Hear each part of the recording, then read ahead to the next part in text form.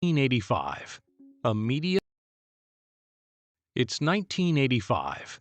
A media theorist named Neil Postman publishes a book with a strange, haunting title, Amusing Ourselves to Death. Postman wasn't afraid of censorship. He wasn't worried about some government banning ideas. He was afraid of the opposite.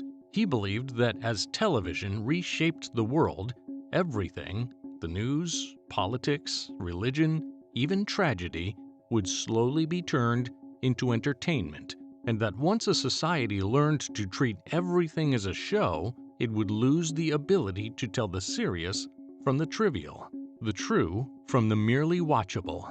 We wouldn't be silenced, he warned. We'd be entertained into it. Postman died in 2003. He never saw a smartphone, never saw a podcast, never saw a single tweet, but he had just described, with unsettling accuracy, the entire career of Candace Owens. Because her story isn't really about one woman's opinions, it's about what happens when someone discovers that in the modern world, being right doesn't pay, but being watched does. And once your livelihood depends on being watched, stopping becomes almost impossible. There was always a bigger spectacle to chase, a bigger institution to leave behind, a bigger name to burn down, and eventually, no enemies left except your own side. This is the story of a woman who cannot stop, and of a media ecosystem that never gave her a reason to. The pattern started before the fame did. In 2007, a 17-year-old girl in Connecticut began getting voicemails from boys at her school. They used racial slurs, and they threatened to kill her. Her family took it to the NAACP, the oldest civil rights group in America, which stepped in and helped them win a settlement from the school. The girl was Candace Owens, and years later, she would call the same civil rights group one of the worst things ever to happen to black people. Scott Esdale, the NAACP official who had helped her family back then, said he was saddened and disappointed by what she'd become, that she seemed to be playing to a different audience now. The people who once protected her had become a target, because turning on them traveled further than gratitude ever could. But to see how that instinct became a career, you have to go back to where the money and the fame actually started. And it didn't start on the right. Before she was famous, Candace Owens was a liberal. In 2016, she built a website called Social Autopsy, a tool to expose online bullies by publishing their names. But critics quickly pointed out the obvious problem. A database of people's real names and personal details published online wasn't a cure for harassment, it was a weapon for it. The anti-bullying tool looked like a doxing machine. It collapsed within days, attacked from every direction, including the left she thought she belonged to. By her own account, that public humiliation was the turning point. Almost overnight, she decided the people who came after her, the left, were the real enemy. She started a new channel, Red Pill Black, named for the moment in the Matrix when a single pill wakes you up to a truth everyone else is too asleep to see. But what she'd really found wasn't a hidden truth, it was a formula. The world doesn't reward the person who is right, it rewards the person who is watched. A careful argument disappears, an outrageous one travels. And Candace Owens turned out to be extraordinary at being watched. That became her whole identity. Not a commentator, but the one person supposedly brave enough to say the unsayable. And that came with a trap. If your brand is saying the unsayable, you can never stop. Because the moment you go quiet, the attention moves on. So she never went quiet. And the engine that made her famous had no brakes. At first, it made her a star. In 2017, a young activist named Charlie Kirk hired her at his organization, Turning Point USA. She was exactly what the American right wanted and rarely had: young, black, fearless, and willing to say the most extreme version of the message out loud. She launched a campaign telling black Americans to leave the Democratic Party. She packed rooms. She debated college students in videos built to be clipped, shared, and argued over. And by 2018, the President of the United States was praising her by name. Somebody that's incredible, that's really become popular, become a real star in so many ways. Candace Owens. Where's Candace? Notice what was actually being rewarded. Not the depth of her ideas, the heat of them. The moments that became cultural events were the confrontational ones. The ones where she said something nobody else would dare to. View by view, the system was teaching her exactly what Postman predicted it would.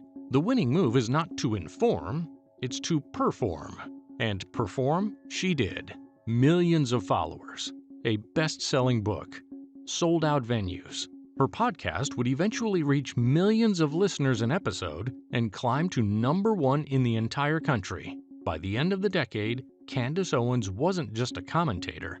She was one of the biggest draws in all of conservative media.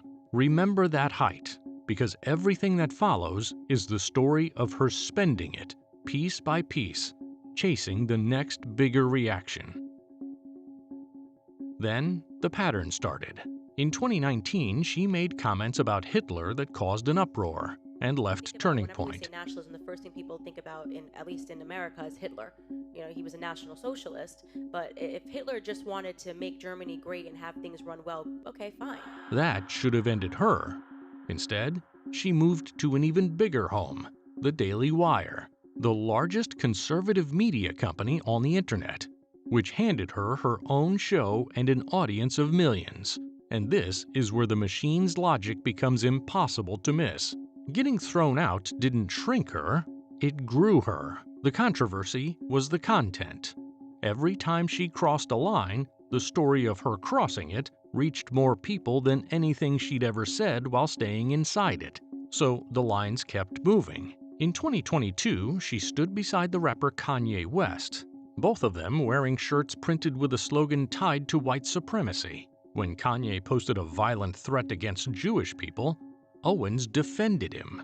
Her own comments about Jewish people kept escalating until, in 2024, YouTube suspended her account for hate speech.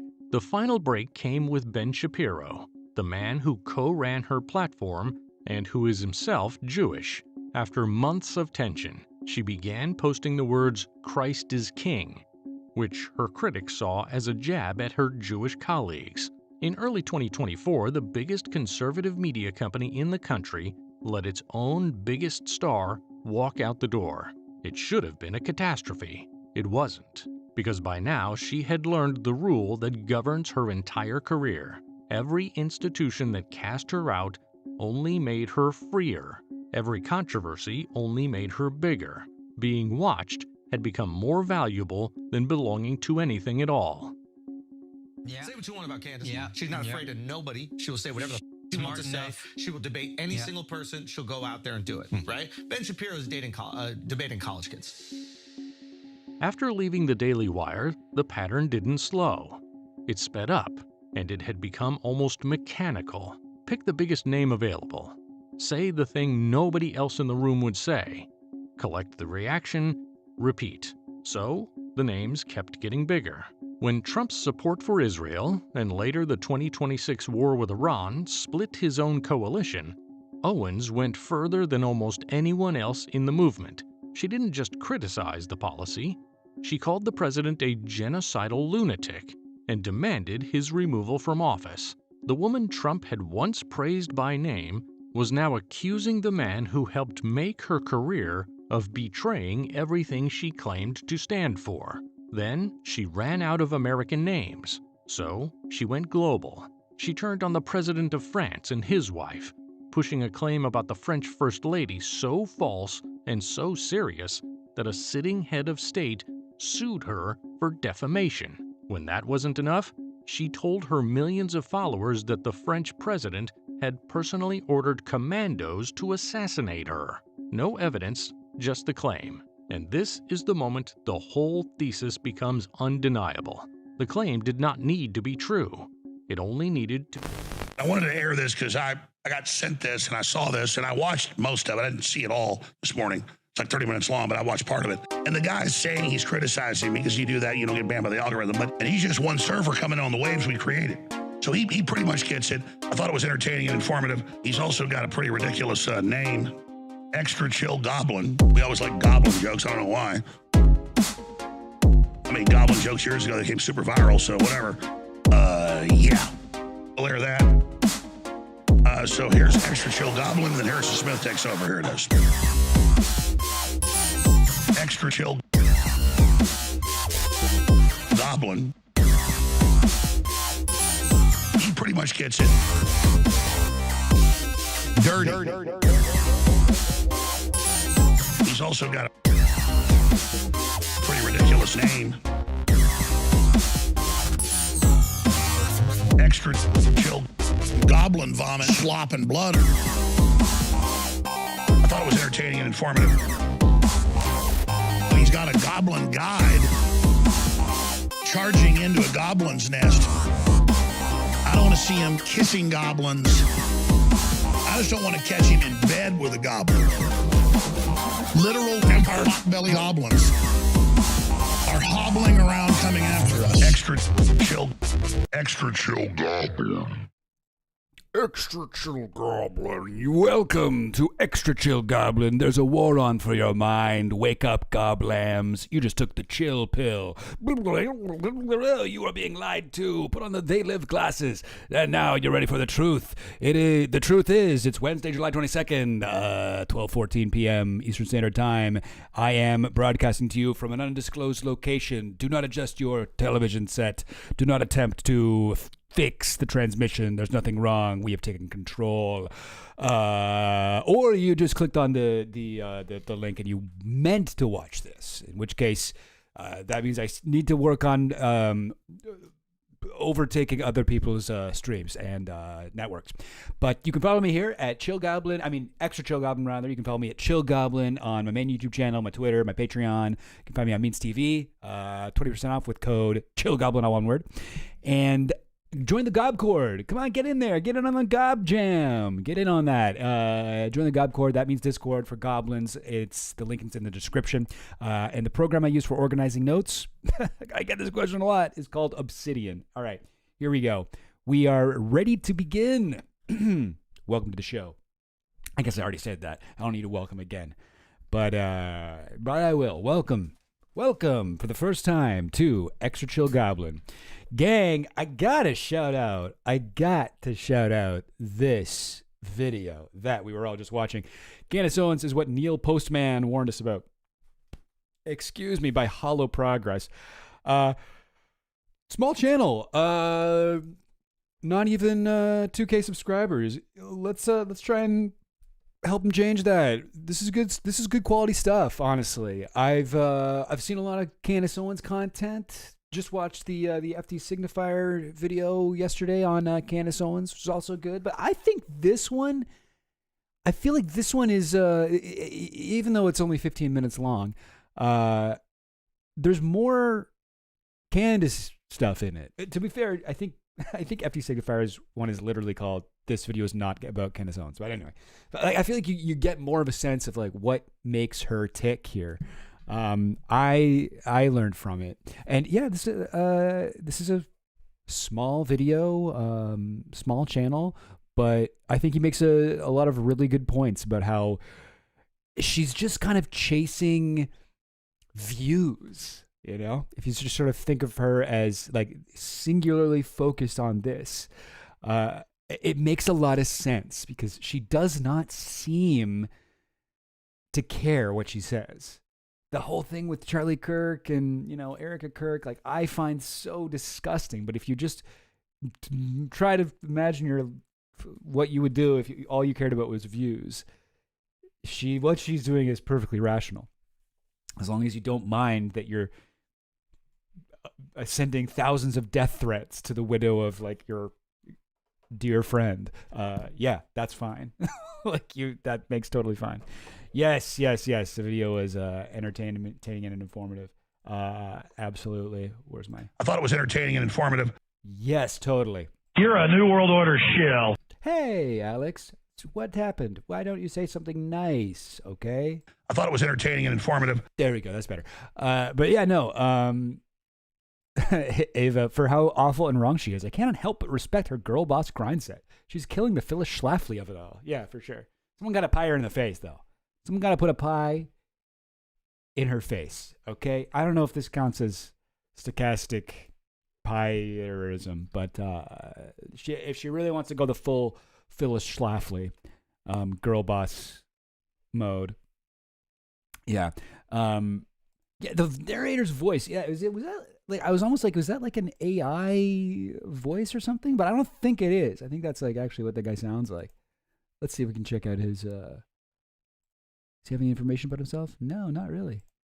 But he's got a few videos up. Interesting. Very cool. Why we're raising a generation of burned out 12-year-olds. Jeez.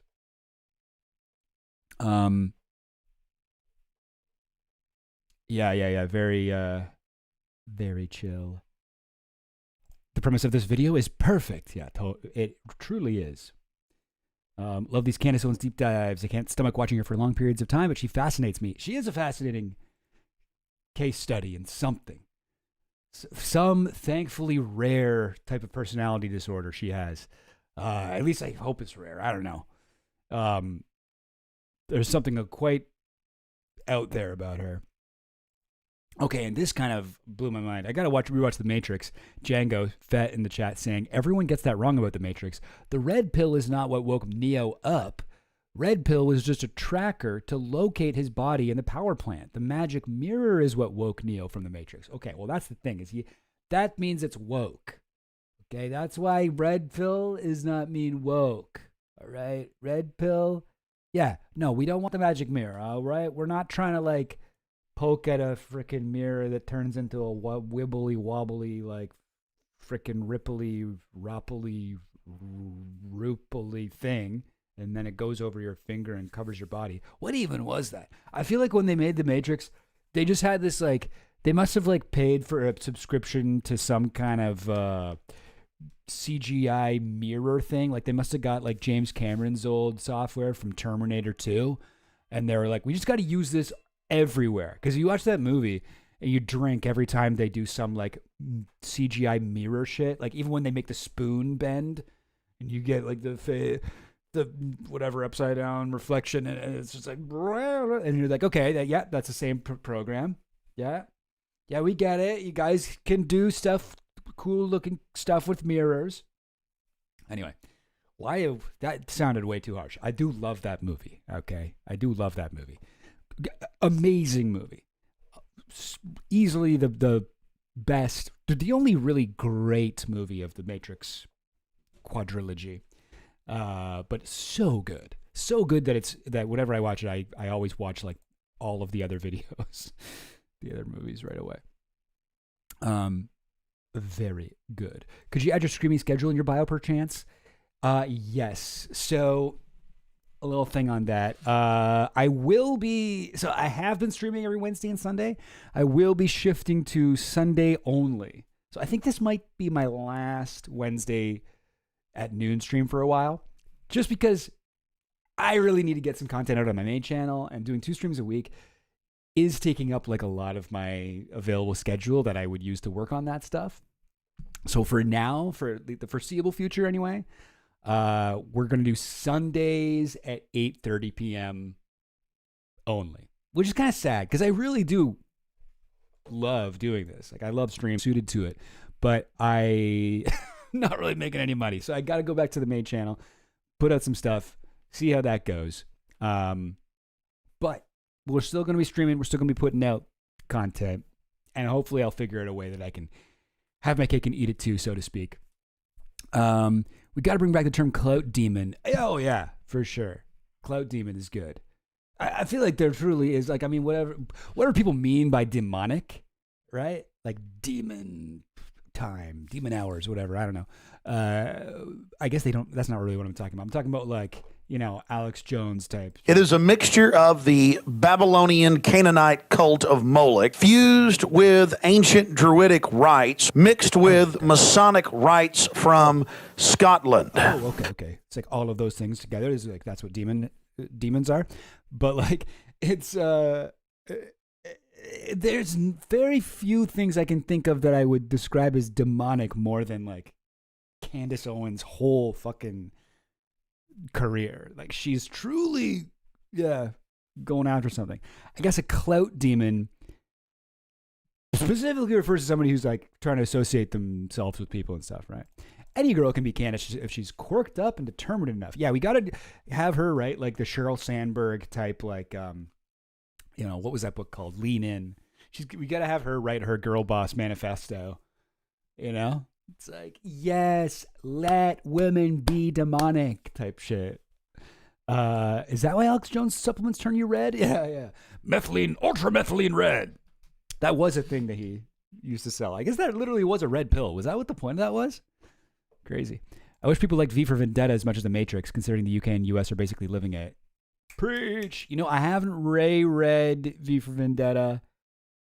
I haven't seen the movie in probably like 20 years. When did that thing come out? I did watch it like a bunch of times though.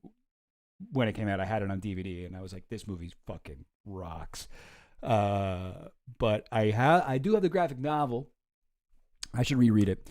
Cause I think you're right. There is a lot of like, kind of like, surveillance and stuff. That sort of neoliberal 1984. Would like to see some of your progress on main channel ideas for a stream. Yeah, maybe that's a way that I can kind of combine these two things, because it is sort of unfortunate. Like I'm finding this streaming thing really fun and rewarding. Like I feel like it's like one thing that's cool about it is I get a lot more kind of like connection to my audience, right? Like I'm getting a lot more kind of interaction and like talking to you guys and figuring out what you guys think. And I'm honestly like, I am not really that smart and informed on this stuff, even though I can kind of present that way. But I learn a lot from the links people post in the chat, links people post in the Discord. And a lot of you guys are a lot more knowledgeable than me on pretty much everything I talk about. So I appreciate everybody watching.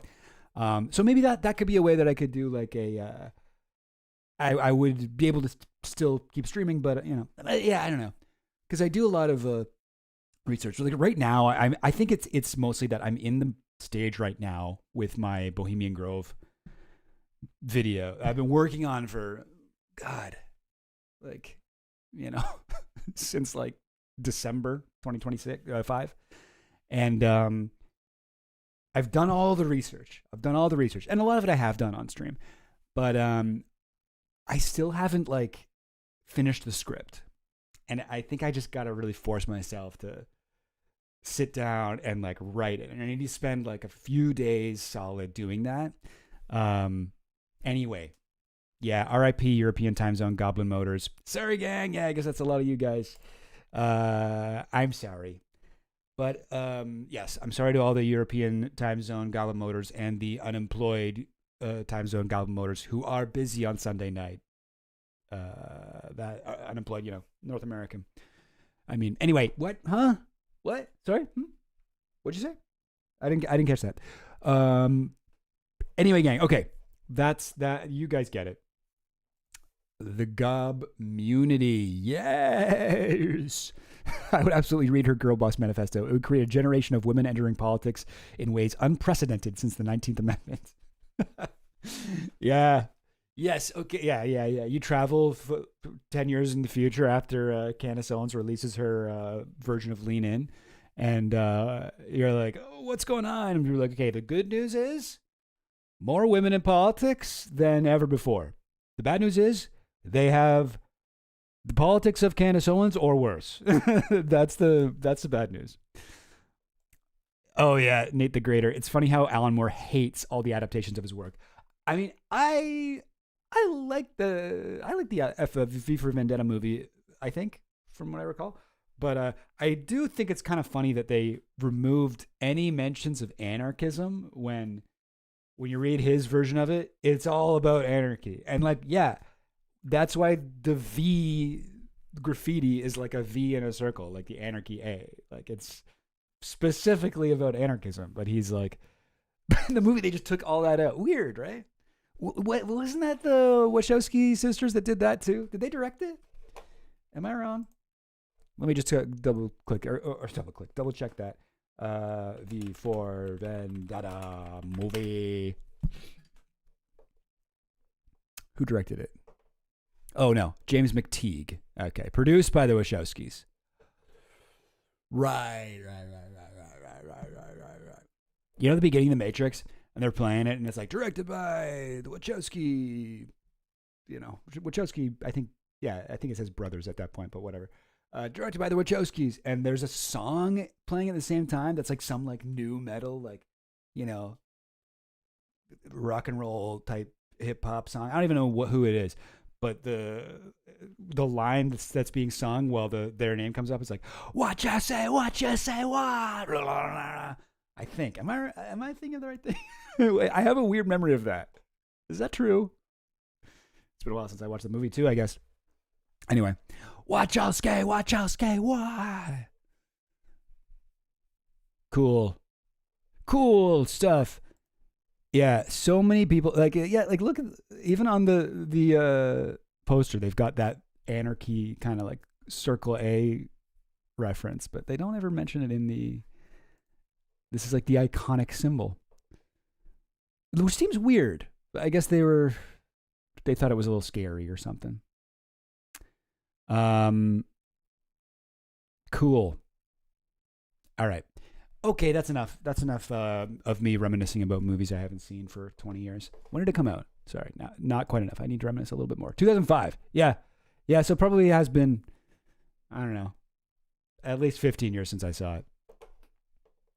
More though, probably. Anyway. Kat Black's been streaming by working on her creative projects while watching and discussing TikTok stuff, and then she edits the stream to make a commentary type video. I don't know, maybe something to try. Oh, yeah, okay. Maybe I'll check that out. You know what I should do more of is watching other people's streams, figuring out how they do it. But, yeah. All right. Hollow Progress Gang. We must support. We love. This was a good one. This is a really good one. I enjoyed watching this one. All right. Moving on, gang. Oh boy. The bare knuckle boxing event of the summer just happened. Now, I don't know. I don't know if that's true. There might be actual events in bare knuckle boxing. What's the deal with bare knuckle boxing? What's the deal? Is it just like you get hurt more? Like people bleed, I guess? Like that seems kind of nuts. Let's not use the pillow gloves. But okay. All right. I guess if you like seeing people get hurt, maybe it's fun. But if you like seeing people get hurt emotionally and spiritually, this will be a fun video for you. Here are the Tate brothers, two of the worst people, two of the objectively worst people by almost any moral metric. Utilitarian-wise, yeah, they've caused a lot of harm. They have not only groomed, trafficked, abused countless women and underage girls. They have trained people around the world to do this. They have their pimping hose degree, PhD. They teach people how to do the lover boy method of like pimping. They've encouraged this behavior.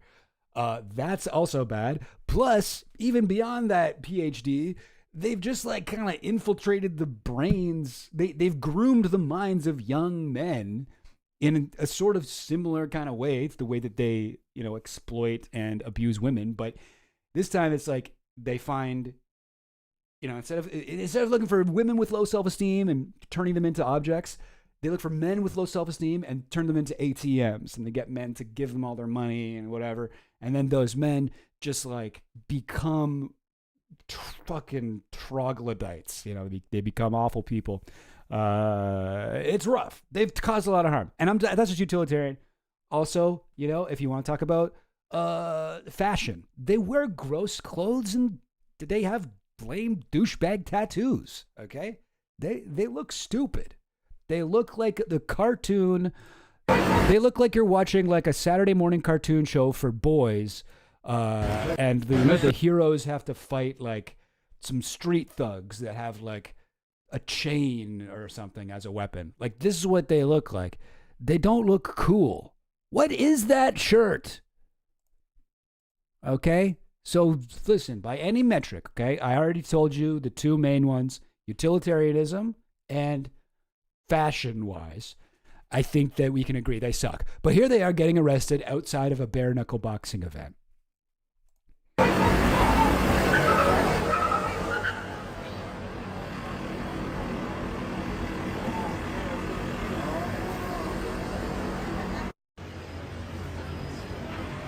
Mr. Tate, would you mind signing? Tate.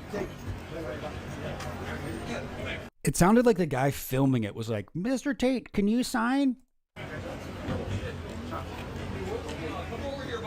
All right, check out this move, by the way. Remember that Reckless Ben thing where the cop like took his phone and he got in trouble for trying to turn it off as it was handing, not Reckless Ben, but his like friend.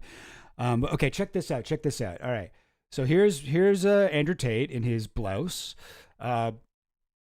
And watch his hand here, okay? He's getting his hands pulled behind him. The hand, hang on. So there's his phone. You see that? See that little black rectangle? Yeah, that's what we call a phone, children. So condescending all of a sudden. And look at what he's doing here. Look what he's doing. He's trying to pass it. And he's kind of bumping this dude. He's his friend, fucking UFC Santa Claus over here. He's sort of like tapping that guy's arm. He's like, dude, please take this phone. Please take it. There's a lot of evidence on this. Could you please take it? Please. I'm literally being handcuffed right now. He's hitting the guy's hand, right? So we're gonna go frame by frame a little bit here. Hang on, where should I be? Maybe right here. Okay. Dude, Santa Claus dude is just like not really does not really seem to realize what's happening. Is this guy in his entourage? Is he involved with Andrew at all, or is he just the nearest guy? Because this guy does not seem concerned that Andrew Tate is being like arrested. So I'm a little confused here, but I can tell you definitely Andrew is like, take this, dude, take this and throw it into Mount Doom. All right, we need to destroy this. Yeah, me trying to pass a note to my friend in third grade. Exactly. Yeah, Andrew Tate nip slip. Imagine that's why I'm making you guys watch this video. That's the title of my stream. Andrew Tate wardrobe malfunction. Andrew is the new Jackson ? Like, that's my fucking big thing. Like, guys, look, if we go frame by frame, we can actually see areola. Tate areola revealed. All right. Things are getting weird. I got to move on from this riff. Here we go. So look at this. He's got the phone out, right? He's like literally like hitting him with it. Now the camera pans over. Now the camera pans over to a, I'm guessing, magician being arrested. Is that Tristan? I'm not sure. Anyway, we go back here. The phone out of sight. This guy not paying attention. Oh yeah. All right, but look. So where did the phone go? I'll tell you where the phone go. It's on the ground. Wait, can we actually see it on the ground? Yeah, there it is. He dropped it. Somehow the guy arresting him didn't notice. I mean, maybe it's a chaotic thing, whatever. There's a phone on the ground, and then look what happens. Look who comes and gets it. This dude, the other guy, paying more attention to the situation. Santa Claus there, still just standing, trying to figure out what to do with his hands. Ho, ho, ho. Ho, ho, ho. So there you go. There's where his phone is. I feel like, maybe we should be like, oh man, the phone would have broken the case. And I'm sure there is proof of horrifying crimes on that phone. But we already got it. There is more than enough evidence that even just like the public has of these guys admitting to crimes, posting photo evidence of crimes, bragging about crimes, teaching people how to do crimes. We got these guys dead to rights. It's crazy that they've been walking around for so long. Anyway.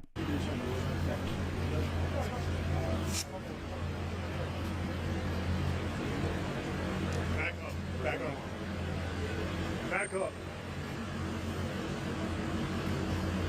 What the hell is this? His like stylist coming to take his necklace off? Are you allowed to do that? Sorry, I'm normally not like on the side of the people being like the cops arresting a guy. Maybe I should calm down. This is not me. This is not who I like to be. Guys, back up.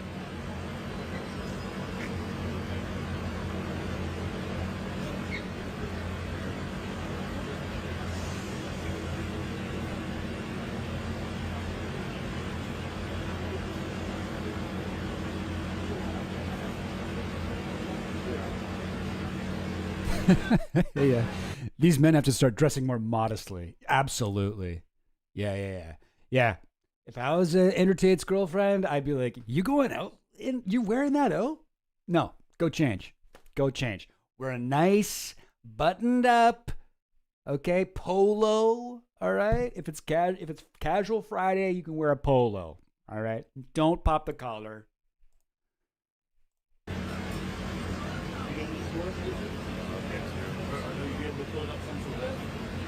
Now we got a nice little conversation.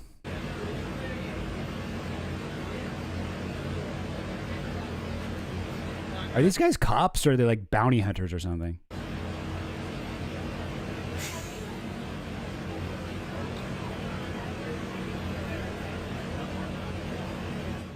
It does look like he was just like arrested by some like friendly neighborhood militia.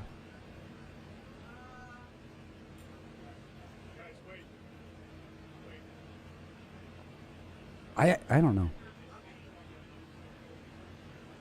Like if I was at a fucking bare knuckle boxing event and there were guys walking around like this, I would not even assume they were cops. Just be like, oh yeah, that's probably seems right. Yeah, that seems like what the kind of guy who would go to one of these things with Andrew Tate would dress as. I mean, maybe they are cops and they were just like deep undercover, pretending to be bare knuckle boxing fans. Yeah. I don't know. The rest of the video. So here we go. We get the perp walk.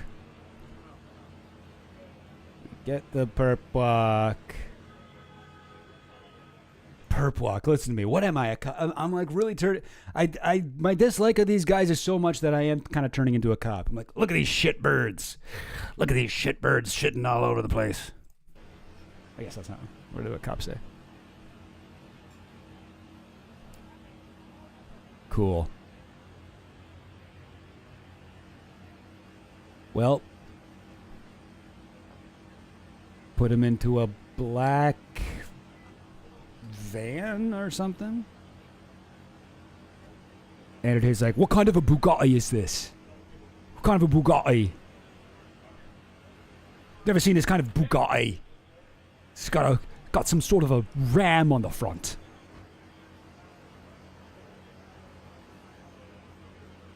There he is, the other guy. Oh no, you know what? This is the first time I've seen him bald. Dang, Tristan, you kept the full head of hair going for a while. Oh, I guess he's got kind of like a buzz cut. I guess he looks kind of, he does. He's not totally bald. It's going towards it.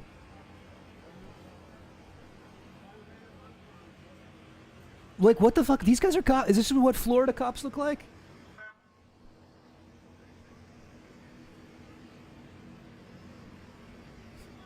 Goblin Army versus shitbirds shitting all over the place. No, I don't want to make that a thing. I do. I do like. Listen, I'm as ACAB as the next guy, but I do think that calling people shitbird would be fun if it wasn't a thing that like I only ever see cops do. Shitbird. It's just a fun thing to say. All right, so that's the video of them getting arrested. Hope that was satisfying for everyone. Let's go over a little bit of this. So what's happening here? They get arrested in Miami, in Florida, and they were extradited, or I don't know if they have been yet, but they're being extradited to the UK. So this is who arrested them, not really the US. So maybe they were bounty hunters. I don't really get it. But anyway, so they're going to be going to the UK. The Crown Prosecution Service in the UK has been, I guess, seeking their extradition. from what I understand. They are being charged with rape, with, I believe, 7 counts. Really like awful, not fun stuff to read. Truly, this reading about Andrew Tate, there was that story in the New Yorker a little, like, what was it, a couple months ago or so, fairly recently, that went over their crimes. And I already was like, these guys suck.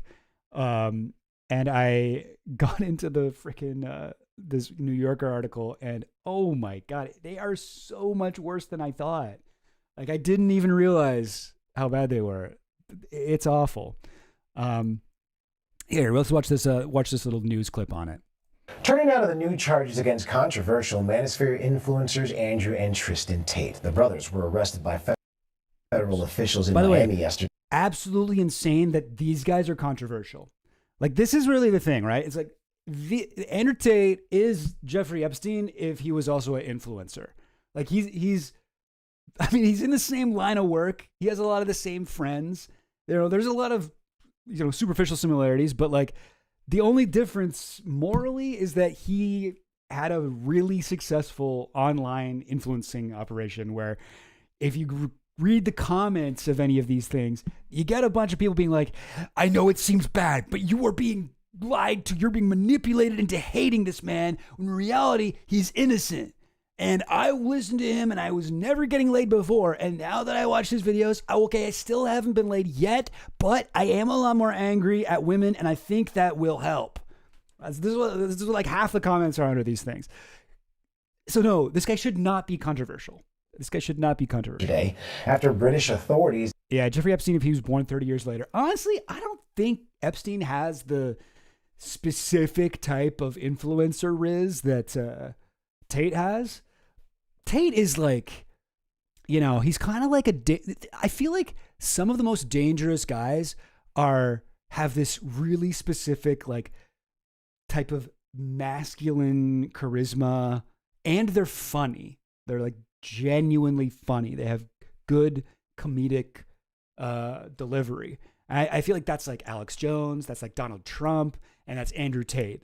I mean, if you sort of think about these 3 guys in a category, they have a lot in common, and just as far as like how they're able to present themselves. But Tate, unlike those other 2 guys, is also like a pimp. He is a Jeffrey Epstein. He's a sex trafficker. Well, I guess you could. Yeah, I mean, Donald Trump pretty much is that too, as a owning a modeling company and everything. But yeah, we've got a complicated intersecting Venn diagram here. I haven't totally thought this out, but I don't know. I think a big part of what makes these guys so dangerous is that they are funny. And when they make jokes, they can kind of laugh it off and be like, what? This is just jokes. It's just jokes. What do you want? I'm just making a joke. Okay, handle humor. Yeah, Andrew Tate's accent is so weird. He has like British Tourette's. It's like every 10 words, suddenly his accent will drop in there. When I've got a girl in my house, I make sure if I'm hungry, she needs to get me a plate to eat. If I'm thirsty, she needs to get me a water bottle. Get me the water bottle from the kitchen, bring it in, put it in my hand. That's women's work. Like, I don't know. That's sort of my impression of him. Anyway. He's issued 38 new charges against them, including rape and human trafficking. Their lawyer says they're innocent and is calling the charges a, quote, political hit. Now, Andrew and Tristan Tate are awaiting extradition to the UK. Andrew Dimberg has the latest. Andrew and Tristan Tate are back in custody. The controversial social media influencers were arrested Saturday night in Miami after British prosecutors announced a sweeping new... Controversial. I hate that people have to describe them like that. Like, it's like, some people think they did good. It was like, no, like, come on. We don't need to put any weight into what those people think. Case against the brothers and said they will seek their extradition to the UK. Prosecutors say the new indictment includes dozens of charges, including rape, sex trafficking, and offenses involving indecent images of a child stemming from hang on. I do want to see what the charges are here. What do we got? 7 counts of rape, 3 counts of trafficking for sexual exploitation, 3 counts of assault, 19 charges. Oh my God. What? Jesus. 19 charges related to child sexual abuse material and extreme pornography. I don't even know what that means, but yeah, I'm assuming nothing good. But yes, anyway, okay. Stemming from alleged crimes between 2010 and 2017. 1 count of sexual assault, 2 counts of rape. Wait, I thought it was 7 counts of rape. Oh, new charges. Oh, sorry. Okay, that was Andrew Tate. This is Tristan Tate. 1 count of sexual assault, 2 counts of rape, 3 counts related to trafficking for sexual exploitation. He really is like second fiddle to Andrew Tate. He's not putting up the numbers of his older brother. 17 involving. He's an underachiever. He's an underachiever in the, generational piece of shit contest. Guy like Andrew Tate, rare. Not many of these guys. I mean, these guys are a dime a dozen. 7 alleged victims. The U.S. Marshals Service confirmed the brothers were taken into custody on a sealed warrant, and they're expected to appear in federal court in Miami as the extradition process moves forward. The Tate brothers have repeatedly denied any wrongdoing, with their attorney calling the latest case a politically motivated attack. Yes, they've repeatedly denied any wrongdoing if you interview them after they were arrested. But if you watch their videos before their arrest, they have repeatedly bragged about the exact wrongdoings that they're being accused of and more. So, I don't know. I don't really like the way that this is being presented, to be honest. The arrest comes. You don't always have to be even-handed with people. You don't always have to be like, we've got to wait till they're judged in a court of law before we say anything definitive. No, these guys did it. I can quote them. I can show you their videos. I can show you videos of them doing things like this. After years of legal troubles for the brothers in both Romania and the United Kingdom, even as Andrew Tate has continued to build a massive online following despite being banned from several major social media platforms. Ike? All right, Andrew Timber, thank you. All right, cool. Yep, they were arrested. U.S. Marshals Service. Is that what it was? Okay, the U.S. Marshals Service. That's who arrested them. That's why they all look like they're in a militia. Is that what that? I mean, I don't really know what a U.S. Marshal is. Are they the guys that are on planes? U.S. Marshal. Oh yeah, okay. They walk around with these big, chunky. It's sort of like if bulletproof vest was cargo pants. U.S. Marshals. This looks like why does this look like a Reddit meetup? We're all fans of recreating the movie SWAT. And we're from the R SWAT fans. We meet up every week at the Waffle House in Burbank, California. I don't know what I'm talking about. This is crazy. America, you guys let your cops run around in this like cosplay? Why the fuck are they dressed like in green? What jungle are they? Are they fighting like the Viet Cong or something? What's up with this? Oh shit! This guy's stealing his gun. Damn! This is their main enemy, I guess. The high vis vest gang. Anyway, all right. So they got him. He's been banned from social media platforms for hate speech. Oh yeah, he first reached a mainstream audience as a contestant on the UK reality television show Big Brother. He was removed from the show when a video resurfaced that appeared to show Tate assaulting a woman. That's actually not true.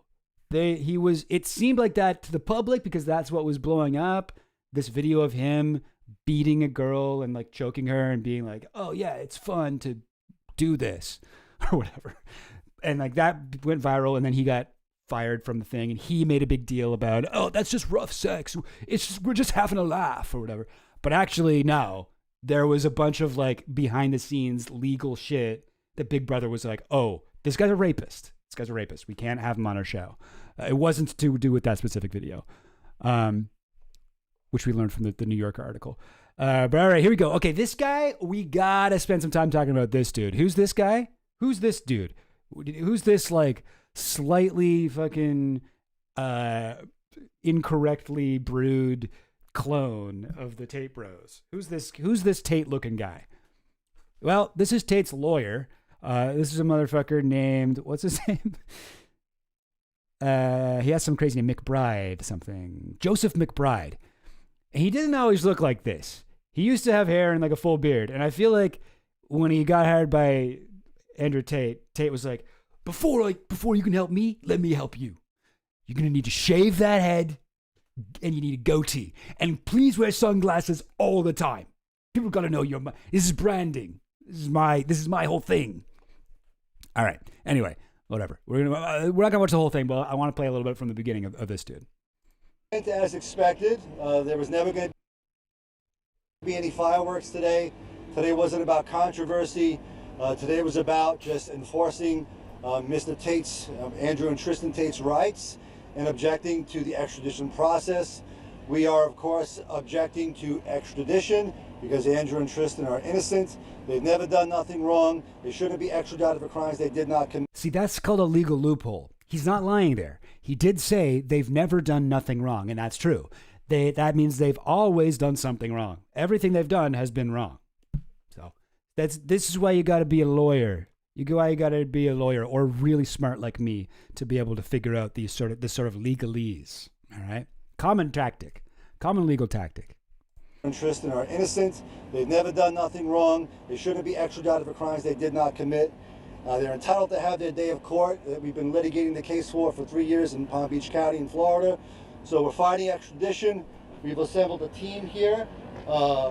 These are from the Roy Black's prestigious firm. Okay, I'm gonna stop right there. Roy Black. Anybody recognize that name? Roy Black? So this is not this guy, Joseph McBride. He's like been Tate's lawyer for a while, but they got a bunch of other lawyers now. They got a legal team assembled from the firm of Roy Black. Roy Black is one of the guys that crafted Jeffrey Epstein's non-prosecution agreement. He also, in 2019, when Epstein died, Roy Black was like in his 80s or something. He was old, and he was like fighting tooth and nail to prevent the victims of Jeffrey Epstein from reopening that non-prosecution agreement and going after other people associated with the case. So this is the guy's firm who they've now hired people from. Roy Black himself, I should say, is dead. He is dead. But just so you know, that is who Roy Black is. All right? That's who he is. Piece of shit. Epstein lawyer. Whatever. CIA fixer. And now I'm going to play a little bit more of him talking about Roy Black. The Honorable and since passed on Roy Black, he's a legend, and they're here. They have joined our team. He's a legend, absolute legend in getting sex traffickers off the fucking charges. 100%. My boy, Roy Black, R.I.P., pour one out for one of the greats, one of the great victim harassers and Jeffrey Epstein protectors of all time. Okay, one of the greats, second only to Alan Dershowitz. We love him. You love him. He's a household name. Your grandma's got his picture on the wall just above the Jesus one. Roy Black. He's like, this is his thing. Yeah. We have a competent team. We have a wonderful team. We're looking forward to getting the best possible result under the sun. Proceedings have now started in this courtroom, so I am less liberal with what I'm able to say. But if you have any questions... This guy was never liberal at all. Am I right, folks? Come on now. All right, no, I got the... what's it called? This is the New Yorker article. So just like a little bit about this dude. Tate's most bellicose advocate. Bellicose advocate. Oh, fucking New Yorker. What the hell does that even mean? Bellicose. You can't say stuff like that, dude. You can't use a word like that. Warlike or hostile in manner or temperament. Okay. Synonym, belligerent. Please just say belligerent. Tate's most belligerent advocate was Joseph McBride, a lawyer who'd made his name defending several January 6th rioters. That's okay, cool. McBride was a star in MAGA circles, dining at Mar-a-Lago and befriending Donald Trump Jr. He filed a defamation lawsuit against Hadley, that's one of Andrew Tate's victims, in Palm Beach County, describing her as a serial liar and a predator who has a long history of baiting men into sexual relationships for the specific purpose of destroying their lives. Wow. Another one of the Tate's lawyers filed a claim on Fisher's behalf. There's a whole thing with this. Fisher was Hadley's ex-boyfriend who dated her when she was 17 and he was 30. Also weird, but apparently he didn't know. But when she was trafficked by Andrew Tate and then escaped, he sent all of the Tates reached out to him And this guy Fisher sent the Tates their entire messaging history so that Tate would have ammunition. And anyway, so then one of the Tate's lawyers also filed a claim on his behalf, accusing her of entrapping him. Remember, she was underage when they were together. I don't think you can call that entrapment. But anyway, Penkoff and Angel filed their own claims against her through the same lawyer. The Tates also sued Hadley's parents and the family friend who initiated the raid. Great. Really cool. Very cool justice system you got there. He reached a startling variety of arguments to discredit Hadley's claims about the Tates. He accused her of playing on age-old stereotypes about men of African-American descent. It's so funny to use like the race card with Andrew Tate, who is like, believes in like the great replacement theory and thinks that like race mixing is wrong. And be like, this is a black man. And like 90% of people are like, that's a black man? Why does he hate black people so much? Wait, what? Anyway, saying that such allegations may have been effective weapons in courts of segregation, but they have no place in today's world. Complaining that Andrew Tate had choked her was like getting into the boxing ring with Mike Tyson and being surprised when you get punched. It's like, that's not how a relationship is supposed to work, though. You know? Even if you get in a relationship with Mike Tyson, you're not supposed to get punched. That's not allowed. He published her name, birthday, passport number, parents' address. How is this guy not in jail? Are you allowed to do that? Anyway, Candace Owens also, this is a whole fucking thing. Candace Owens devoted an episode of her show unpacking the claims made about Hadley. Okay, cool. Thanks, girl boss Owens. Thanks, Candace. Yes. Lean in, like we were saying, lean into attacking Andrew Tate's victims. Candace Owens has also had Andrew Tate on her show at least once. Anyway. Yeah, McBride later said in a private chat it had taken him 2 years of relentless work to shift the January 6th narrative, but that he was already 75% there and completely shifting American thought on Tate. Anyway, I'm just blown away. Everyone in this story is a total piece of shit, including their lawyer, this guy. McBride. But here's something also crazy. Did you guys hear about this? Here's Andrew Tate. Okay. You know him. You love him. Top G. All right. I know we're all scrambling now that he's been arrested. We've got a lot of questions. None so urgent as how do I get my Hustlers University tuition refunded? If the Top G is not going to be there, I don't think I'm going to really be getting my $50K a year's worth. Okay. And I would like to learn how to talk to girls. Okay. I'd like to know the right way to be mean that will help me to also be like this guy. Anyway, but here he is. Okay. Whoa, what the heck? What the heck? Why'd that get all so small? No, stop that. And you guys know this? You guys know this guy? You guys recognize this dude, right? This is Paolo Zampoli. This is also human trafficker, good friend of Jeffrey Epstein, great friend of Donald Trump, was the guy who is credited with introducing Melania Trump to Donald Trump. Oh, we've talked about this guy a lot on this stream. Also a complete heartless piece of shit, called ICE on his own ex-wife to get her deported to Brazil. Or not wife, actually. They were together for like 20 years, but he never married her specifically so that she would never get American status. And then once they divorced, he called fucking ICE on her to get their son taken away from her and her deported to Brazil. She's in Brazil right now, and she's been saying, and now I will tell the whole world about how you are. No, that sounds more Melania, and it doesn't really sound like any accent, but I'm trying my best here. How do Brazilians talk? No, she's like, oh, I will tell the whole world that you were actually lying and you're friends with Jeffrey Epstein, and Epstein was the one who introduced Melania to Donald Trump and this and that and blah, blah, blah. Anyway, this guy fucking sucks, right? Absolutely brutal human being. He's also really corny. He loves posting his Instagram photos of himself, and he has like There'll be a picture of somebody, and then below it, it'll have like a chyron, like it's on the news. Like it'll be like him and Donald Trump, and it'll be like Paolo Zampoli, fashion man and model scout, Andrew Tate. Like it'll have like the whole thing. Anyway, he's a very weird dude. But here we go. All right, this is their full uncensored interview. I don't know if we'll watch the whole thing. I haven't seen this, but I just thought this was crazy. This is from 1 month ago. It's from it's from like exactly a month ago. Paolo, fantastic to meet you. Yeah, allowed a direct pipeline between ID models and Jeffrey Epstein. Lots of emails between this guy.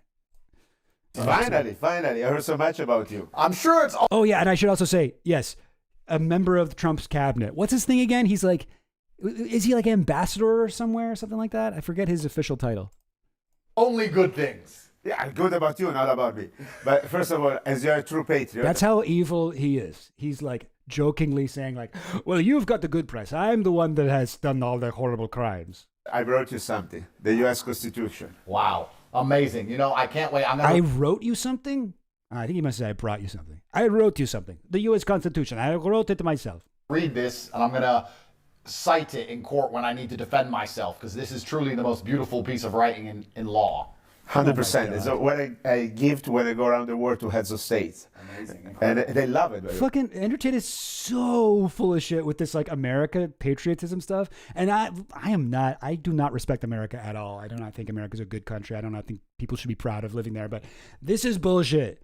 This guy moved to Romania because he can get away with sex crimes there. He does not fuck with America.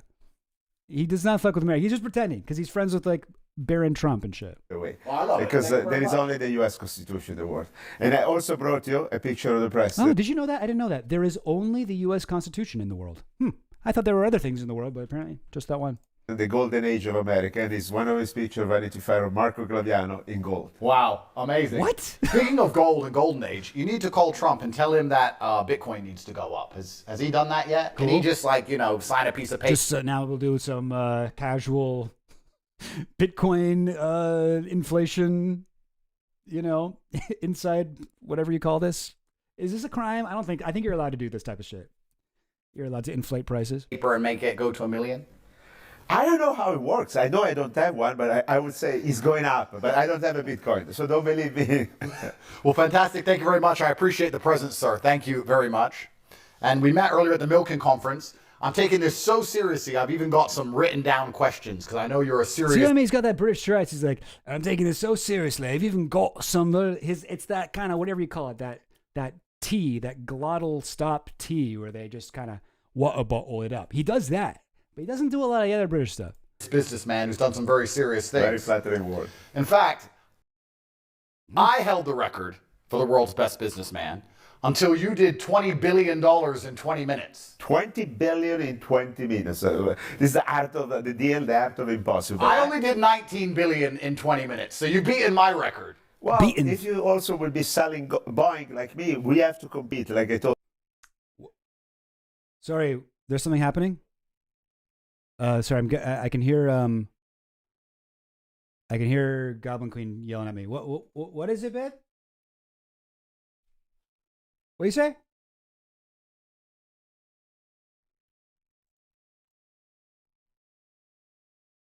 Ashley? Is there a problem with it? Does it sound weird or something? Actually, it sounds weird. It doesn't sound weird to me. What's wrong with it? Jeff, the head of Boeing, that... oh, yeah, you have double audio. Whoops. Sorry, gang. All right, here we go. We'll fix it now. As I'm the second best served person after the President of the United States of America. He beat me a lot. And I say, they told me, would he be upset? I say, no, absolutely not. This is called fair competition. More Boeing we sell, more job we give to America. And that's the job, right? That is the primary objective of this president, is to get as much money into the American economy as possible. Yeah, our administration is based about business, economy, bringing business to America, and America first, American product. And by the way, let me tell you something. It's quite easy to sell. Two guys who really care about America first. American product, because we are the best. Of course. And I'm glad we're talking about these things. I believe you also sold it to the Uzbeks. Is that right? In Uzbekistan? Yes. Because I was just there, and I was so surprised by that country. It really is a beautiful place. I mean, that's an amazing country. I've been treated like family there.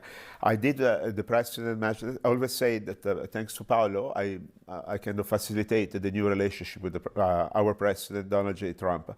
After what I did, they spoke, and they already met 4 times in like less than 6 months. Wow. So his big claim to fame is, and yes, I am so happy to say, I went to Uzbek and I said thanks to Paolo, and Uzbek has a way to talk to Donald Trump. It's like, well, he's supposed to have a way to talk to Donald Trump. What? He's the president or whatever of Uzbekistan. He doesn't have a way to talk to the president of the U.S. at all? What do you mean? What do you mean you did that? What do you mean? It's incredible to meet the president of the States 4 times. But Uzbekistan, thanks to the president, which is in the center of this, we call them the C5 countries. Yep. They're also going to become 6-6. Azerbaijan president Aliyev will join. Oh, wow. Okay. Oh, wow. That's really interesting. The C5 countries are going to become the C6. That's really, really cool. Wow. I'm glad we had this conversation. Great people. Central Asia is the future. It's a forgotten place. Nobody goes there. Nobody talks about it. When I went to Kazakhstan and Uzbekistan, I went there only a few months ago. It was amazing. Nobody's ever been there. No one really talks about them in international news. They're kind of forgotten as countries, and I was so surprised by both of them. We put them on the map. Also, President Tokay is a good friend. Well, you've got planes going there now because of you. We can now fly there. So well, I guess yes. And it was when people meet me, they kind of want access to the President of the United States of America, and so I say, "Can you buy Boeing planes? Boeing planes? Why not? We don't want to fall out the sky." No, but it's it's very easy because either you buy Boeing or buy Airbus. Yeah. Those guys don't like me because I made Boeing and we're working on many other deals with Boeing, incredible numbers. Okay, this is actually a lot more boring than I was expecting. I thought these guys would be more obvious douchebags. I don't know. Okay, this looks like it has some views. Let's watch this part. Did you become so versed in business? Because I've done a little bit of research, and I might be wrong, that you didn't go to university, did you? I did few exam. I lost my father when I was 18, and oh wait, oh yeah, Boeing planes. He means Boeing. He's like, I love the Boeing planes. I take the Boeing planes, they Boeing into the sky, they Boeing across the world, they Boeing to the ground, and they like to a Boeing. Boeing. Life. Very sad. And I had to. Oh, really? The footage is freezing? Oh, dang. I supposedly I have good excellent internet connectivity right now, but I guess not. Not sure what to do about that. All right. Well, okay. Well, as long as you guys can hear what I'm saying. To start to work and run our family business, we had the Italian toy company, we had the Star Wars figures, Sega video games. I feel like I'm just like watching 2 awkward acquaintances catch up and like, what's up with you? Oh, not much. I went to Uzbekistan. There's an Italian toy company that I'm whatever. I'm just like, okay. There's a lot of people much more successful than me, much more wealthy than me. No, you did 20 billion in 20 minutes, bro. You need to run. All right, I'm done with this. That's the thing. But I also just want to say, like, okay, so there's a whole thing, right? Oh, and actually, maybe I think there's a what is it? Underage? No. So this is the article from the New Yorker.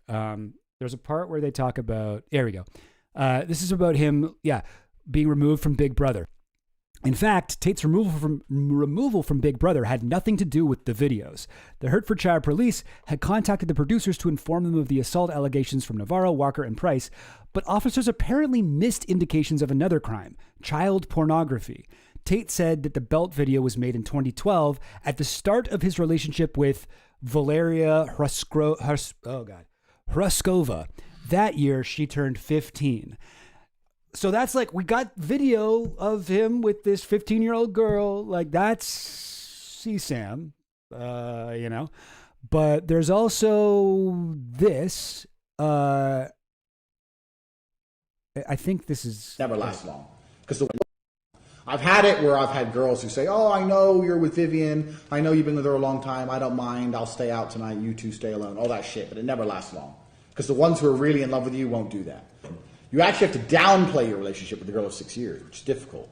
And I only get away with that because the girl of 6 years. So 6 years he's been with Valeria at the time of this video. And this is him telling you how to become a pimp, by the way. He's like, yeah, you got to make them think that they're the only girl in your life. You got to make them think that you love them and that they're your wife and that they're the only girl. Meanwhile, you have other girls because you got to have other girls doing the OnlyFans, whatever, for you. And you take all the money, obviously. And, like this is what he does. I don't know if people fully realize that. He's not just like he doesn't just have like toxic ideas about women or whatever. No. He's fully like a sex trafficker teaching boys and men how to be a sex trafficker. That's what he does.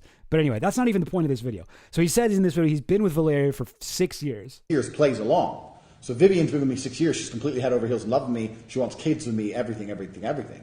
And we met and we felt whatever, we're in love. But when a new girl comes, she'll go, oh yeah, I started off working for him and it's just how it worked out. She'll super downplay us. When I bring on new girls, I usually pair them with Vivian. Because Vivian's younger. Melissa's like 28. Vivian's like 21. Vivian's 21. I've been with her for 6 years. The guy said it. And they have video evidence of him having sex with her when she's 15. This is not like, there's no fucking argument. There's no argument. They have him like bragging about it. They have video of it. There's no way, like, this is what's so crazy about this guy is that he's been, and I don't hear people even really talk about this part very much, but yeah, like, you know what I'm saying? And then there's another video of him just like kind of, it's quite long, but it's just him talking about how, men like underage girls. Yeah, of course. They haven't been run through. They haven't been this, they haven't been that. Touring around, doing all these other fucking podcasts. This guy's been on like everything. This guy's been on all of your favorite fucking plausible deniability, fascist podcasts. All the ones where you're like, come on, Joe Rogan's not that bad. He just likes to laugh. He likes to laugh and he likes to fight. That doesn't make him a fascist. Yeah, what do you mean? Andrew Tate's cool. What are you talking about? Like, this guy's been all those shit. I mean, Fresh and Fit is a little bit. They're kind of mask off, but is that DJ Academics too? Bro, you go Moscow, you walk in the club, there's a 60-year-old mafia boss surrounded by 18-year-old girls. Bro. Really? Oh, yeah, all day. It's completely normal. Completely. Wait, the 6-year-old, he's not with 30-year-old chicks. No, fuck no, he's rich. DJ Academics, first time he's ever heard of old rich men with young girlfriends. Wait, what? But that's not very age appropriate. What do you mean? But what would they even have to talk about? There's like a generational gap. Wait, no. What? Think he's picking up some used up pussy? He's rich. No, bro. Used up pussy's for the broke boys. All right. Anyway, I don't really care to watch more of that, but yeah. Now the guy's bad. The guy's bad. I would say. I'm going to take a strong stance here. I don't like this guy. Yeah, such a dumbass. 6 whole years of downplaying. Oh yeah. His whatever. What's her name? Varia or something like that. Vivian. Oh, Vivian. What the fuck was I saying? Hreskova. Yeah, they talk about her a lot in this one, and she's like, oh god, it's really brutal because she's like fully defending him still, and kind of. I mean, I guess I don't know. I don't think she's been with anyone else since she was 15 than the Tate brothers. Oh, also, this is just crazy. I don't know what this is, but this is her. And from what I understand, I don't think she's been with anyone but Andrew Tate and Tristan Tate. Right? And I think they're really strict about that. But here's her talking about, well, I'll let her say. That's the reasoning behind like why some girls don't like it, because they're scared they're gonna die. I've actually seen some guys accidentally, how funny is that? Accidentally kill their girlfriends during the sex because they were choking them that hard. That's fucking crazy. You've seen guys accidentally kill their girlfriend during sex, choking them that hard. Meanwhile, choking is like Andrew Tate's like main primary kink. He loves choking women. And this girl who's been with him exclusively since she was 15 says, I've seen guys kill girls, but choking. It's like, who could she be talking about? If only there's a way we could narrow it down. Anyway, I don't know. God, this whole thing just, you lose fucking, like, it's not, like, yeah, who even does respect Tate? Fresh and Fit's grifting. Tate's dumb as Trump. Tate, yeah, like, I mean, like, is he dumb? I'd like to say he's dumb, but he's gotten away with everything. I guess, like, you know, he is kind of like, he really is, now that the more I think about it, he is the same kind of guy as Trump and Alex Jones. Like, they are in this category of guys who, I don't know, they don't have like traditional, what you would call, most of us would call intelligence. Like, they probably didn't do well at school, right? But they're undeniably, they got the gift of gab. They can talk. They're funny. They're engaging. They're magnetic. There's something about them that people can't look away from. And, oh God, there's just like, you can't help but like be pulled in by them a little bit, you know? Like, I mean, like, I, you know, as much as I'm like, how can anyone like Andrew Tate? I can't, I'm in my glass house over here, you know, I'm throwing stones. Meanwhile, I love watching Alex Jones, and I know that guy's a total piece of shit. That guy's an awful, awful dude, okay? This is just unbelievably macabre and evil. But he's just, there's something about him I just can't get enough of. And the same with Trump. Trump is a fucking evil pedophile, you know, but yet he makes me laugh. You know, he's got this kind of thing. And I've seen Andrew Tate clips where I'm like, fuck. I gotta admit that was pretty funny, you know? I think comedy is weirdly, like, if you are funny, you can get away with so much stuff. Not just if you're funny. You got to be other things too. You also got to be rich. You also got to be connected. But you know, you got to be kind of. It's not just that, but I think that is definitely a piece of it. Because how do these guys get away with it so long? And they just brag about shit constantly, admit to stuff, lie, and then when they get caught, they lie. All three of them do this, and they never get consequences. You know, Alex Jones has suffered the closest thing to a consequence of any of those three guys. And his thing is just, now he's, you know, has to do his show, the exact same show he was doing before, under a different name. He had to rename his fucking Rumble channel. He still has his old InfoWars up. InfoWars videos, they're still up. You know, he's still doing the exact same show in a different studio with a map behind him. He does seem a little stressed. Still pulling in money, still selling ultramethylene, whatever, pills. Russell Brand, yeah, another example. How is that guy still walking around? Isn't there still, wasn't there like a bunch of allegations? Anyway, I didn't quite get into that shit. Why wasn't Tate at Trump's UFC cage match? Yeah. Alex Jones is the least worst of those guys. Yeah. I mean, yeah. Yeah, I mean, yeah, for sure. He's not as like reprehensible as Donald Trump and Andrew Tate. But that is such a low bar, dude. Like, he's still awful, man. He's still awful. Oh God, the whole Sandy Hook shit, you know, Pizzagate, like all the shit he's just like happily thrown in with. Brutal dude. Yeah, no, like Alex Jones. I mean, you know, hey, listen. We love Alex Jones. He said nice things about me. I thought it was entertaining and informative. But he makes up about 50% of my soundboard. What in the New World Order is going on here?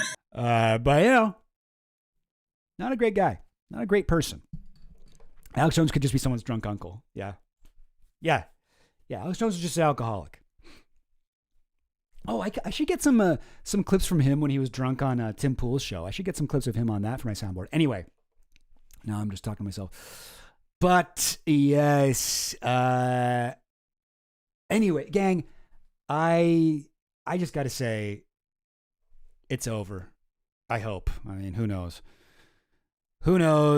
whether the Tate bros will wriggle their way out of this jam. But for now, at least, they do appear to be in prison. They do appear to be getting extradited to, I don't know, England, jolly old London town. Soon they'll be in a place where people are like, how come the only time you sound normal is when you say a T in the middle of a word? And, maybe that's best for everyone. All right, that's about all I got to say about Andrew Tate, I think. Did I have more on him? I just kind of gathered a bunch of random clips. I mean, that one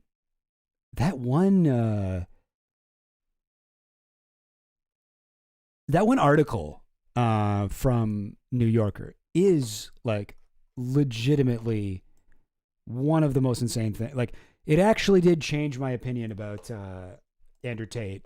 Like, just in that, I actually didn't realize what a piece of shit he was. I mean, I don't need to keep reading stuff about how he has done these like really just like awful crimes, but this part I thought was crazy. At one point, Tate's messages show, this isn't as like intense, but it just kind of gives you a sense of what kind of guy he is. At one point, so they have like all of his text messages. At one point, his messages show he recorded a video about only seeing a girl part-time but loving her and sent it to 9 women, leading each to believe that it was exclusively for her. The names attached to the women's numbers in his phone included Jackass, Useless, Crazy Bitch, and Naomi. I don't know why did they include Naomi in that list? It's like, he called her Naomi? That's low. But like, okay. Anyway, yeah, it seems like a bad guy. All right. What else we got here? Okay. New topic. We were talking about Candace Owens earlier. We have this amazing video, which I highly recommend, by Hollow Progress, small channel. But I think he had a really interesting take on, what's his name? What's her name? Candace Owens. And not the only video about Candace Owens to come out this week. Actually, on the same day. Wow, that's nuts. Same day, FD Signifier dropped a video on Candace Owens. I like FD Signifier's videos. I think he's a very smart guy. He's got a lot of interesting takes. Appreciate, his knowledge in a lot of cases. He had a bit of an Epstein take that I wanted to discuss. And I should say, I'm calling this his Candace Owens video, but as you can see, this video is not about Candace Owens. And it really isn't. It starts about Candace Owens. It returns to Candace Owens a few times, but it is largely not about her. Well, anyway, I don't need to summarize it. It's a 2.5 hour video. You got to just watch it for yourself. But he had a bit of a hot take, I guess, on Epstein, and I kind of wasn't really sure how I felt about it. So let me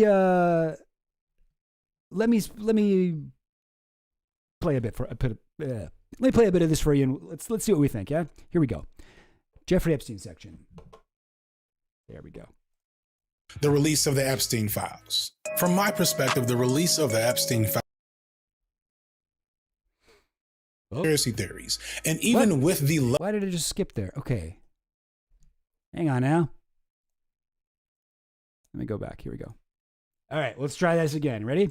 The release of the Epstein files. From my perspective, the release of the Epstein files probably marks the point where America First anti-Zionism becomes a truly popular stance, in part because it manages to validate America's cultural love for conspiracy theories, and it allows Americans to maintain the fiction that America is virtuous and only requires the removal of rogue evil agents to put it back on its rightful path.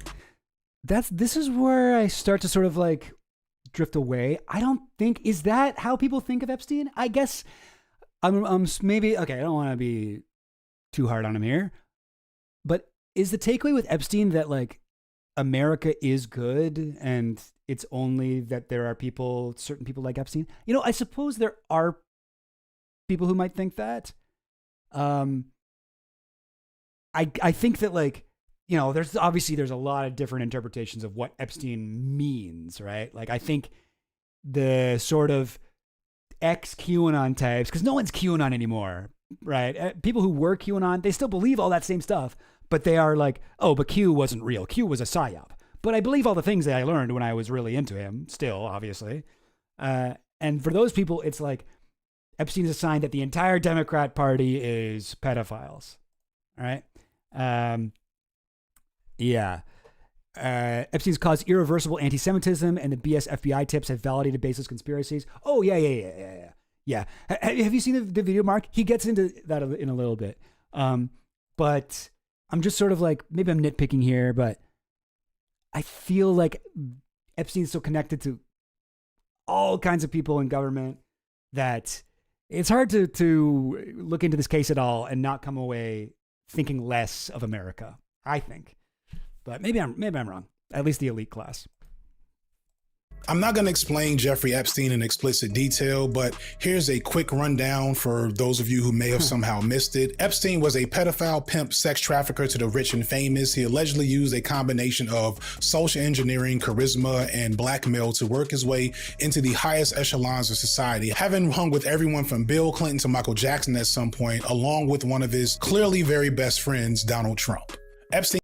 Yep, totally agree with all that. He managed to become extremely powerful and well-connected. However, at some point, his crimes managed to catch up with him, and he ends up getting investigated by the feds. This leads to his first arrest in 2009, for which he is given an oddly short prison sentence, but he is again arrested in 2019, and at this point, he miraculously manages to commit suicide while in custody under very mysterious conditions, which has the end result of closing his case permanently, despite the fact that there seemed to be a lot going on with this man and a lot of powerful people that helped him get to where he was. And it was found that there were allegedly millions of files collected about his criminal enterprise that were being held under some type of official seal, and these would become unofficially known as the Epstein files. Okay, this is where I started to be like, what do you mean? Because like he's like, allegedly there were files about him held under some sort of lock and key, but it's like, no, that was what was happening. Like the FBI had a bunch of photos of shit that they took from his place. They had his emails. They had a lot of stuff that they weren't releasing. That was a thing. The Epstein files were real. The Epstein files became a holy grail for conspiracy theories, as it was believed that they would prove the existence of the deep state, which is again, protocols, elders design type shit, and numerous. Okay, and I have to stop there. The deep state, he's like, okay, I get what he's saying here. The deep state is definitely used by a lot of, as a term, is used by a lot of conspiracy theorists to refer to like an anti-Semitic idea similar to the protocols of the Elders of Zion, that Jews run the world governments and, you know, it's all them, whatever. Yes, that is true to an extent. But like, I don't think okay. I'm trying to be, I want to be even-handed here. I want to be nice. You can't say that the deep state itself is like an anti-Semitic term. It comes from Turkey in the 90s, and from what I understand, and I'm not an expert on this, I would love to look into this actually, but from what I understand, the deep state originally meant the Turkish, I think, government or military, at least the military aspect of the government was like working with organized crime and like hitmen and shit, and using them to go after their political enemies. And it was a way of referring to this aspect of the state that was not subject to any kind of will of the people or democracy or whatever. And it's a useful term. And like in the case of Turkey, it's like that this is a confirmed thing. This is not an anti-Semitic conspiracy theory.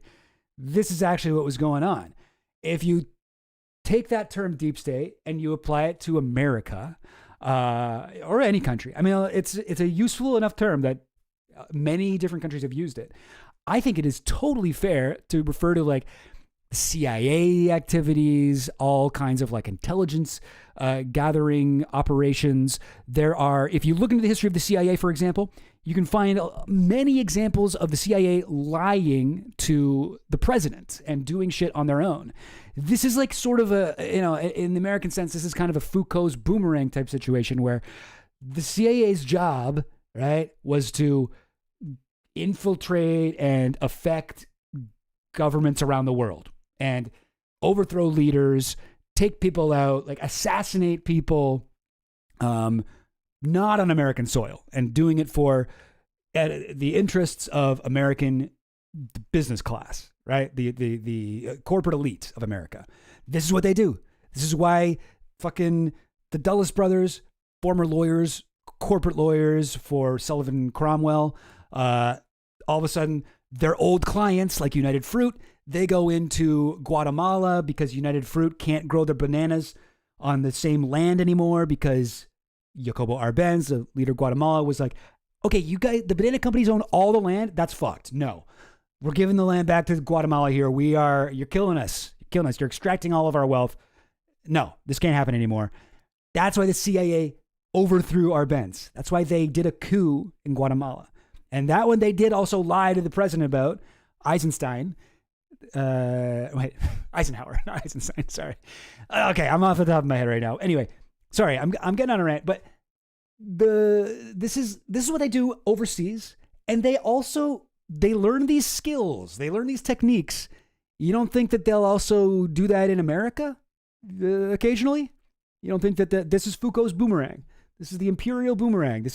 We go over here, we murder people overseas, and then we come back home and we're like, turns out it's pretty easy to murder people. Let's just do it here too. Anyway, that's deep state shit. This is a shadow government. I don't think it's anti-Semitic to look at history and look at things that really did happen and look at operations that people like the CIA, groups like the CIA, not just them. You can read Fort Bragg cartel. You can read all this. This really happens. This is not the protocols of the Elders of Zion. Yes, for sure. Protocols of the Elders, and the deep state as a term is only been around since the 90s at all. And I've only started hearing it in the last probably, 15 years. But like Protocols of the Elders of Zion is from like the 1800s, late 19th century, I believe.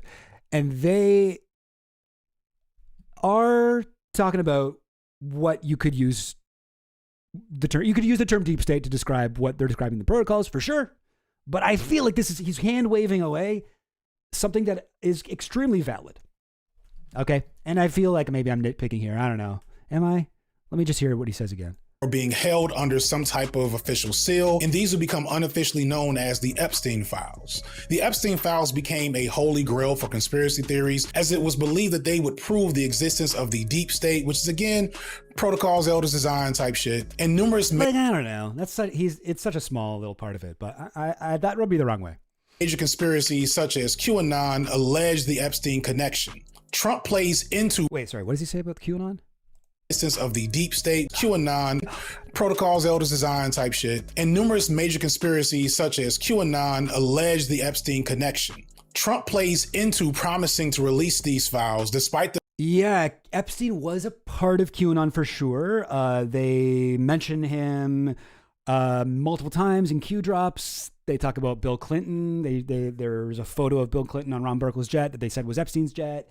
They talk about Bill Clinton on the island, but it wasn't a major part of it. It's just, the Epstein connection to Bill Clinton. This is like the grain of truth. This is the germ of truth that a lot of QAnon, Pizzagate beliefs come down to. But that doesn't mean we need to throw it away. I feel like he's throwing the baby out with the bathwater here. The fact that he is clearly all over the files. It's just very strange. Donald Trump is clearly all over the files. True. Very true. And that has become clear to more people now, thankfully. And a lot of the pilled right has turned on Trump, which I never thought would happen. Strange for a lot of people that the list of clients that went to the island has not been made public. So if you're able to, you'll be. Yeah, I'd certainly take a look at it. But yeah, I'd be inclined to do the Epstein. I'd have no problem with it. And when he gets elected, he quickly changes his tune. And notice that that's about the island, which specifically seems Trump never went to. So yeah, Trump's like, oh, it's just the island? Absolutely. No problem. Yes, we'll go to we'll look at everyone who went to the island. I don't care who they are. We'll put their name on a list. Every single person. Everyone who went to his New York mansion or his Palm Beach house? No, there's a lot of phony stuff in there. There's a lot of phony stuff, but you can tell what's real by who went to the island. Those are the real pedophiles.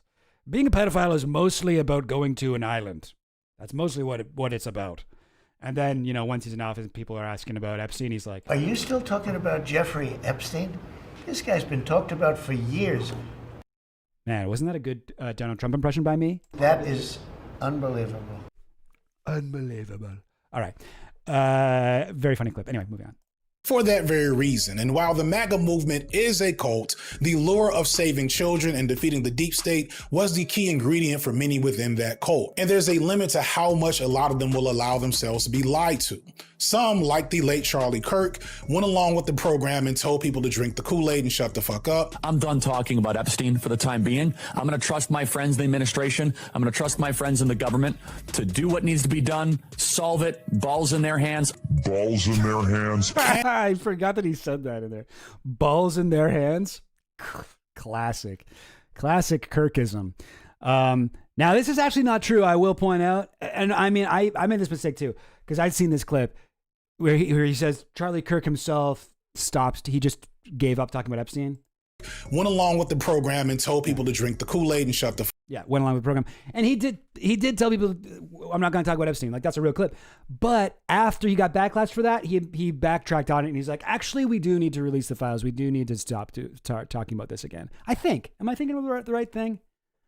No, I'm not sure. Wait, maybe I'm thinking about Israel, or because there is something like that where he did say, I'm not going to talk about something anymore. I thought it was the Epstein thing, but now I'm wondering if it was Israel. I'm getting confused with. Let me just quickly see if I can look this up really fast. 1 second here. God. Okay, so there was a... Yes. Okay, no. Yeah. Yes, I found it. Okay. So yeah, no, it was Epstein. Here we go. Charlie Kirk reverses course and vows to talk Epstein more. So yeah, this is what you got to know about Charlie Kirk. The guy doesn't believe in anything. He will say whatever he thinks he has to say to be successful, to get more money from whatever. He doesn't care. Right? He had, R.I.P. One more angel in heaven. He had no dignity, no intellectual dignity. He just completely whatever. So this was the same week that other clip was. There's this clip. Oh God, it's 8 minutes. Okay, we're not going to watch the whole thing. Hopefully it's set right at the start. But he vows to talk Epstein more. He was not always... So yesterday, I'm paraphrasing. I'm going to get down to the essence of it. I said, look, guys, back and forth. Oh, God. Possession was grassroots this weekend. On Monday, July 14th, yesterday, it's going to be possession administration. I can't pause it. I don't know why. We covered it a lot this last weekend. And apparently, the media, who has interestingly not covered the Epstein story at all, the media that has been silent on the Epstein story, they found it so objectionable that even though they won't cover the Epstein story for 1 2-hour interval after talking about it for 40 hours this last weekend, they find this to be the #1 news story. These are all the articles about me yesterday. So yesterday I said, what the heck is going on? So I'm going to read you exactly what I said. This is a total obsessive hoax, and this shows you exactly the power of this program, the media, who has the power of this program, the power of this show, and also the contradiction of the media. Look at all those articles. And even some people were emailing me, Charlie, why are you not talking about Epstein? Why are you saying to move on? I never, ever, ever said move on. Ever. I didn't whisper it. I didn't think it. I didn't say it. I am going to now read you what was said yesterday. MSNBC did an entire 7-minute segment. Wow. Okay, this is really stressful because I couldn't pause it. And I was just like, fuck, am I just going to have to let Charlie Kirk take over my show? But anyway, here he is backtracking. This is what the guy does. He was a fucking weasel snake, a snake weasel. He's like a mermaid that upper half body is a weasel, lower half body is a snake. This is what he does. He doesn't believe in anything. He's like, immediately when he gets backlash on the Epstein thing and realizes, oh, this is not a sustainable course for me, he's like, yeah, okay, but I didn't use the words move on specifically. I said I was going to stop and I was going to trust my friends, the administration. Like, if you look at my actual words, they mean the same thing, but I didn't say move on. I never said that. I never whispered it. I never shouted it. I never sang it. And I never rapped it in a hip hop song. Okay? So get it right. Anyway, but it's a clip that you see repeated all over. And I just want to say, it is not technically true that he stopped talking about Epstein. He immediately backtracked. I'm not defending Charlie Kirk. This is, like I said, this is his move. He doesn't believe in anything. He'll do whatever he thinks is right. The more you watch of him, the more that becomes clear. But little thing about him is, I don't know. It is a great clip, though, where he's like, balls in their hands. Awesome. Fuck up. I'm done talking about Epstein for the time being. I'm going to trust my friends in the administration. I'm going to trust my friends in the government to do what needs to be done, solve it, balls in their hands. Balls in their hands. Candace, on the other hand, immediately started to lean into those conspiracies and what those files must have been hiding, which of course had to be the secret plans of the Jews.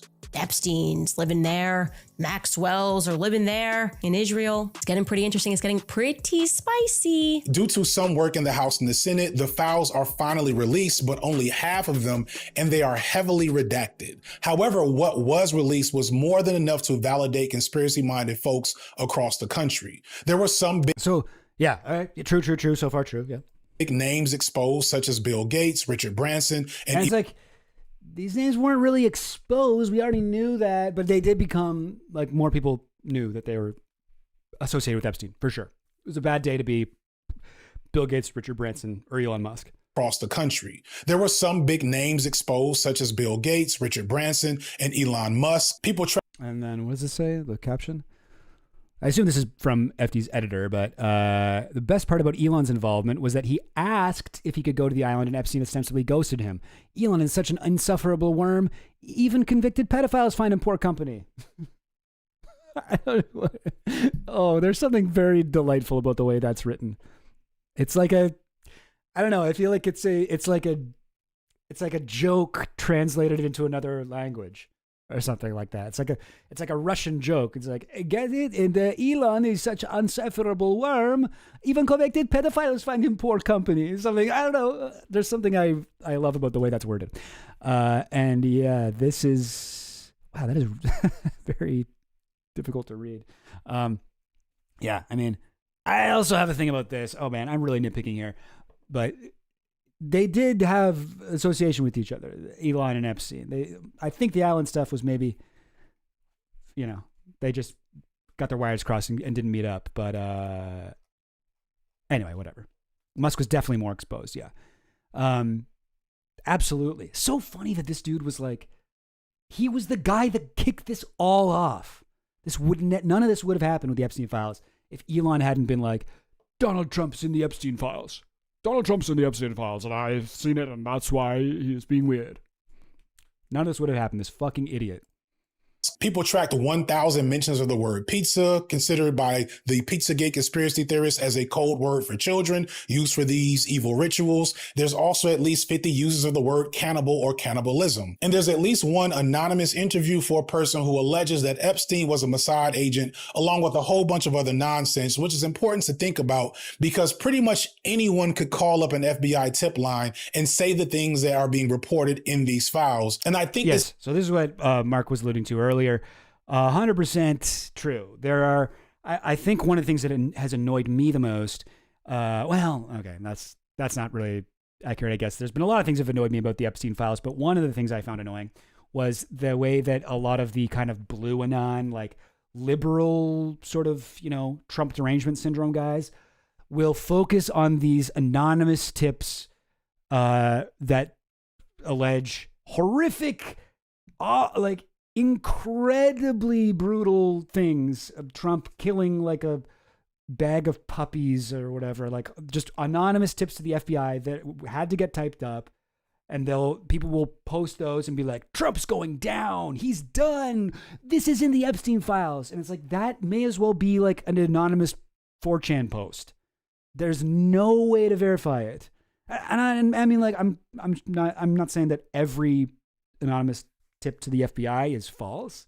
Definitely there are some true ones, but we can't be using this as actual evidence when there is actual evidence out there. There is actual allegations against Trump. There are we got many more photos of Trump and Epstein together. We have audio of Epstein telling Michael Wolff, yes, Donald Trump and I were best friends for 10 years. We have so much evidence of them hanging out, talking about women, going to, modeling shows together, hanging out, going to whatever. We have Maria Farmer talking about Donald Trump coming to his mansion, seeing her, Epstein saying, oh, she's not for you. Come upstairs, blah, blah, blah. There's lots of evidence against Trump. We don't need to focus on the bullshit ones. This is an important detail to keep in mind. Yeah, exactly, Mark. There's so much credible stuff on Trump that's damning, but people focus on the BS. The BS claims are the most ridiculous, so they naturally get the most attention. Yeah, and I find that very frustrating. Because I think most of the files are bullshit. I'm sorry. This is the part I was like, what? He thinks most of the files are bullshit. What do you mean by that? Think that the idea that these people were secretly running the world but didn't know how to encrypt their own emails should be enough to tell you how seriously to take most of the stuff that's in these files. But the end result, regardless of how I feel, supercharged conspiracies of cabals and elites working to control the world from the shadows, tracking of online extremist activity from hate groups and neo-Nazis spiked as the files were released. Okay, so here's the thing.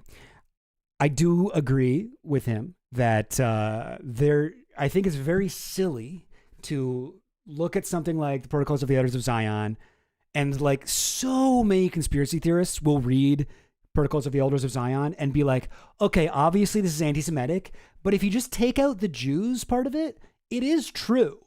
There is a small group of shadowy figures meeting together, taking minutes, whatever, and discussing the way that they intend to take over the world, or like, their plan to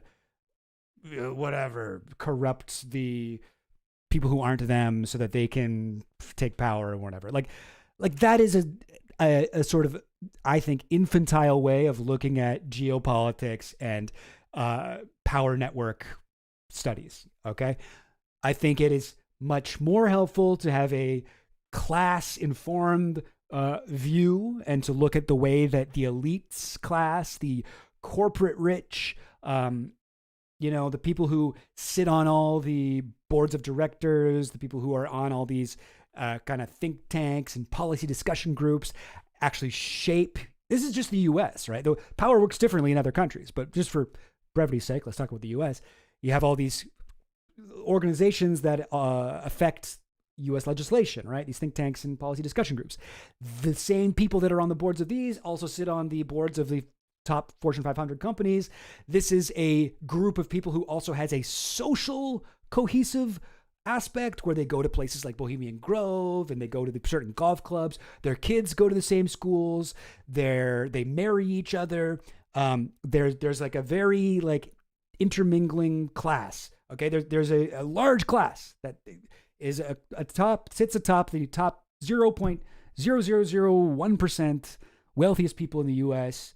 Some of those people are also very involved in affecting political change. That doesn't mean that they all sit together in a room like the fucking Elders of Zion, but they have the same class interests. They pursue the same things. They largely are concerned with lowering taxes on the rich, reducing legal barriers to international trade, crushing unions, destroying the social safety net, and there's one other thing that I always forget. But there's basically like they're mainly aligned on these issues, and they will always fight these issues. Maybe they've never known each other. Maybe they don't socialize with each other, but they probably are in each other's networks at some point. They hang out, they talk politics with each other. They have similar beliefs, and they tend to pursue similar goals. Like this is how it is. As George Carlin put it, I think something like, you don't need a formal conspiracy when interests converge. And while I do think there are sometimes where literally conspiracies happen, conspiracies just where one or more people collaborate to do something nefarious, that for sure happens. But largely, where we see the the accumulation of wealth in a smaller and smaller slice of the population, the widening gap between the rich and the poor, the surveillance state, the police state, the rising tide of authoritarianism. This is not because people are sitting in a room and pointing at a whiteboard and being like, okay, here's how we're going to do it. All right. We're going to get black guys to wear dresses in movies. We're going to put gay dudes in bank commercials. Oh, the new fucking, I don't know, Little Mermaid's got to be Mexican. We got to do that. Oh, we need to do this. Like, this is what's going to, no, like, all of that is fucking stupid. That isn't what's happening, Oh, we need, like, it's not this anti-Semitic, conspiracy where a bunch of Jews are trying to make the Goyim do whatever they want and sending them like stupid TikTok videos to melt their brains. No, that's a dumb, childish way of looking at the world. It's much more complicated than that, and it's more simple. So I get what he's saying there. Sorry, I totally forgot what the heck he was going on about. Because the files had he's talking about the Epstein files.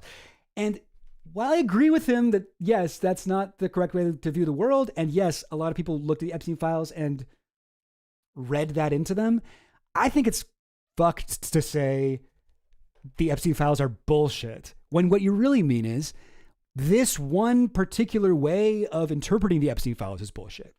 In which case I would agree. But the Epstein files themselves are not bullshit. These are actually one of the best cross sections of the elite class we've ever had access to.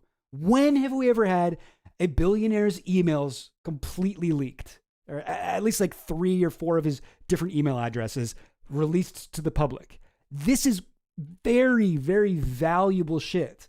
We can actually learn stuff about the way the world works, a way that these power networks converge and are created. It is wild going through these things. And even if you don't read them, just looking at the names attached, building out the network of people that he was friends with. Who did he talk to the most? Who did he talk to, during which periods of time? We have so much more information now. It is an unambiguously great thing that we got the Epstein files. It's more than I ever expected we would get on this. And so many people in the elite class who had plausible deniability before and would eagerly tell us, oh, I didn't hang out with him at all. As soon as I found out, I knew, oh God, this guy's bad news. Well, now we got evidence that they were talking to him a lot.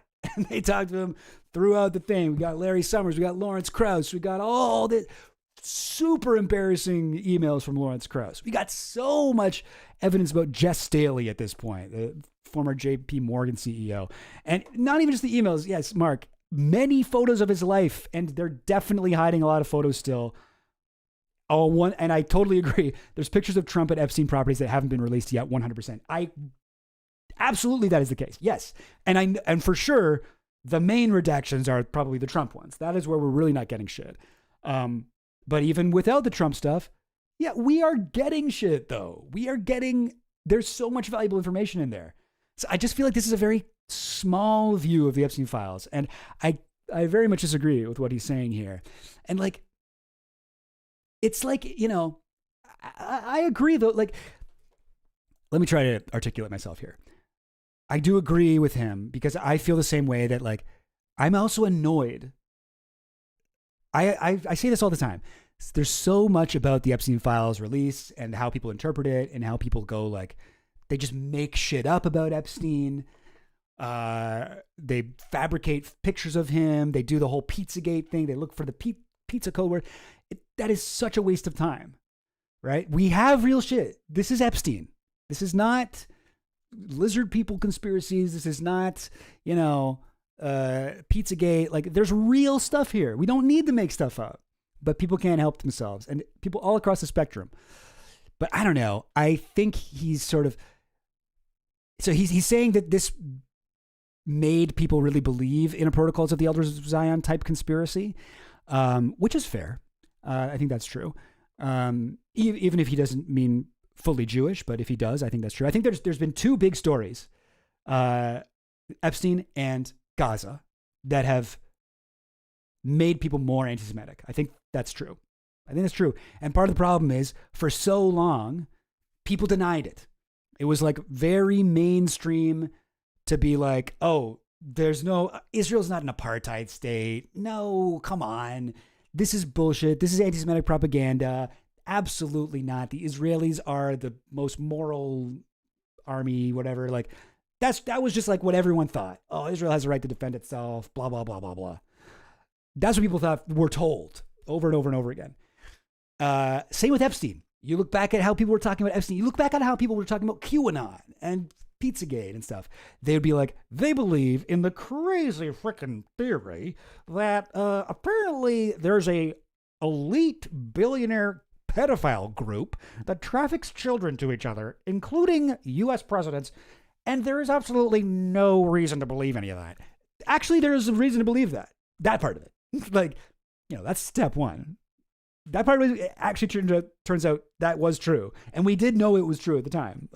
But when people were debunking QAnon, when people were debunking Pizzagate, they were doing this kind of broad brush, throwing the baby out with the bathwater, throwing the, baby sacrifice ritual out with the, satanic altar bathwater. And that's a problem. And I feel like this is what FD's doing here. This is sort of like, I'm sorry, this is like a little bit of a 2020 New York Times QAnon debunk view of the Epstein files, when it's so much more than that. I'm sorry. I like FD. I'm not trying to cause a problem here, but I just fully disagree with this take. Working to control the world from the shadows, tracking of online extremist activity from hate groups and neo-Nazis spiked as the files were released because the files had a whole lot of Jewish. Yes. And this is the problem, right? Because we denied it for so long, we look really bad. This is a really great opportunity for the anti-Semites and the neo-Nazis and the, fascists, because they get to be like, look, here's concrete evidence that you've been lied to. You've been lied to about Israel. You've been lied to about Epstein. Maybe you should look a little bit more into our fucking theories. Maybe you should Google Zog, see what comes up.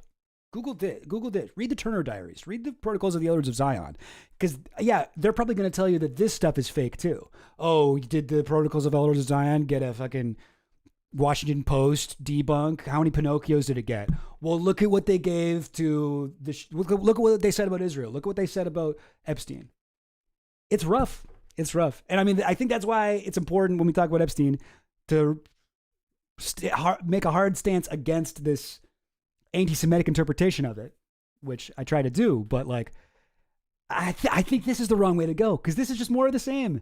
This is the same sort of shit that looks bad when you can put it next to the facts and the evidence and be like, this is wrong. They're FD signifiers lying to you, Anyway, you know what I mean? It frustrates me. Kind of everything in there. And Owen began to weaponize that stuff pretty much immediately, using her immense talent for crafting conspiracy theories to bring Jewish conspiracies back to the forefront of her anti-Israel stances. My disbelief does not matter. I'm not the target audience here. When people have been theorizing about this stuff for decades and it's been... Mark, I think he's in the right place. I wouldn't quite say he's fully in denial of the Epstein narrative. I wouldn't say so either. He's just focusing solely on the ridiculous claims that have been widely circulated. I think that's true. And I think it is fair to critique those claims. He's talking about the FBI stuff, but that is just a fraction of what we got in the Epstein files. And I really think it's too broad a brush to paint with. In our media for even longer, it makes sense that conspiracy theorists would see these files as a smoking gun. Look out for people talking about this stuff in the comments. I know it's coming. And when you combine this specious evidence for conspiracy theories with the fact that our government and our media is directly lying to us, people will come to the conclusion that makes the most sense to them. It's the Jews. And I need people to understand that this isn't philo-Semitism. This is me trying to explain that it's the Jews is a horrible analysis of any material problem facing actually oppressed people in the equation. And that's what bothers me the most. The wanton spreading of bad ideas and the frontlining of the worst possible analysis that we could have if we're trying to work for a free Palestine. A lot of regular people who don't know any better don't see that Epstein and his crimes are not some type of secret cabal, but is how capitalists have always functioned under capitalism. The Epstein files point to the decadence of the bourgeois class as it's been described by leftist theorists for well over 100 years now. But that's not as enticing and convincing as the idea that you could get some type of secret knowledge of adrenochrome by listening to Candace Owens rant for an hour and a half. A conspiracy theory is a great story that can center you as a hero, and a material analysis of American imperialism and capitalism mostly just forces you to recognize that you're not a hero, you're actually a part of the problem for upholding and buying into these systems in the first place, and most people don't want to do that. So it's the Jews. Candace Owens. I mean, yeah. As the German Social Democrats put it, anti-Semitism is the socialism of fools. When you're almost ready to, when you understand a lot of the things that you're supposed to understand, you're being crushed out of the fucking economy. You're being exploited. There are people above you. There's a hierarchy here. People above you are holding on to their wealth with iron grip. They are. Not only are they holding on, they're hoarding their wealth, they're also taking away what little wealth you have. This is all true. And when you're in this place, you can go the idiot route and become an anti-Semite, or you can take a class-focused route and be like, oh, I'm a socialist now. These are the which way, young Western man or woman or non-binary citizen, whatever. You got to pick a path. And unfortunately, it's the Jews answer is a lot simpler for a lot of people. And it is a problem. I agree. But I feel like this sort of analysis of the Epstein files, it's like, that doesn't mean we shouldn't still take these things seriously and look into them. You know, it's not an either or thing. Like we can look at it with a different lens than the anti-Semitic one. Knows that most people aren't interested in a revolutionary critique of capitalism or American imperialism, right. But the idea that she can guide them into a world of secret knowledge, that there's some special info that she has that will explain everything, that is far more convincing. And the numbers show this, and not just for Candace, but so many alternative media creators, many of whom are barely holding that their criticism is based on conspiracy theories. The combination of innate anti-Semitism in our media and the cipher of the Epstein files has calcified into the mainstream criticism of the state of Israel. Not anti-colonial theory, not anti-imperial theory, not any type of leftist theory, the Articles of the Protocols of Zion. So now Israel isn't a Jewish supremacist state because of its racism against Arabs. It's a Jewish supremacist state in the same way that it's described in the Turner Diaries, and we cannot let that stand. Yeah. I don't know. I think I mostly agree with him throughout this video, but I just found a lot of the Epstein take stuff kind of like frustrating, I guess. Look at this frickin' cone the Israeli guys always have in the background, the flag cone. You know about that? Have I ever talked about the Israeli flag cone? There's these things that the Israelis love. It's not a real flag. It's not a real flag. It's like a cone. It's like a metal cone. But you'll see it behind Netanyahu like constantly. Right? It looks like a flag, but they like the cones because it can get the Star of David like right in the center. That's really difficult to get with the hanging flag. And you'll see this sometimes with American flags too. But I think, U.S. often will have a actual flag, but yeah, isn't that fucking annoying? I feel like this should be illegal. I feel like it should be illegal to have these cone flags. This isn't a flag. This is some kind of I don't know, simulacrum of a flag. He likes the cone because it's shaped like a missile. Yeah, it reminds him of his favorite thing. Yas. Gang, okay, I will be back. I got more stuff to talk about. Don't worry. But I do need to. So let me put you in the capable hands of Hollow Progress. I forget where we were when we dropped off. Yeah, probably around here. I remember seeing this. Maybe a little bit further ahead.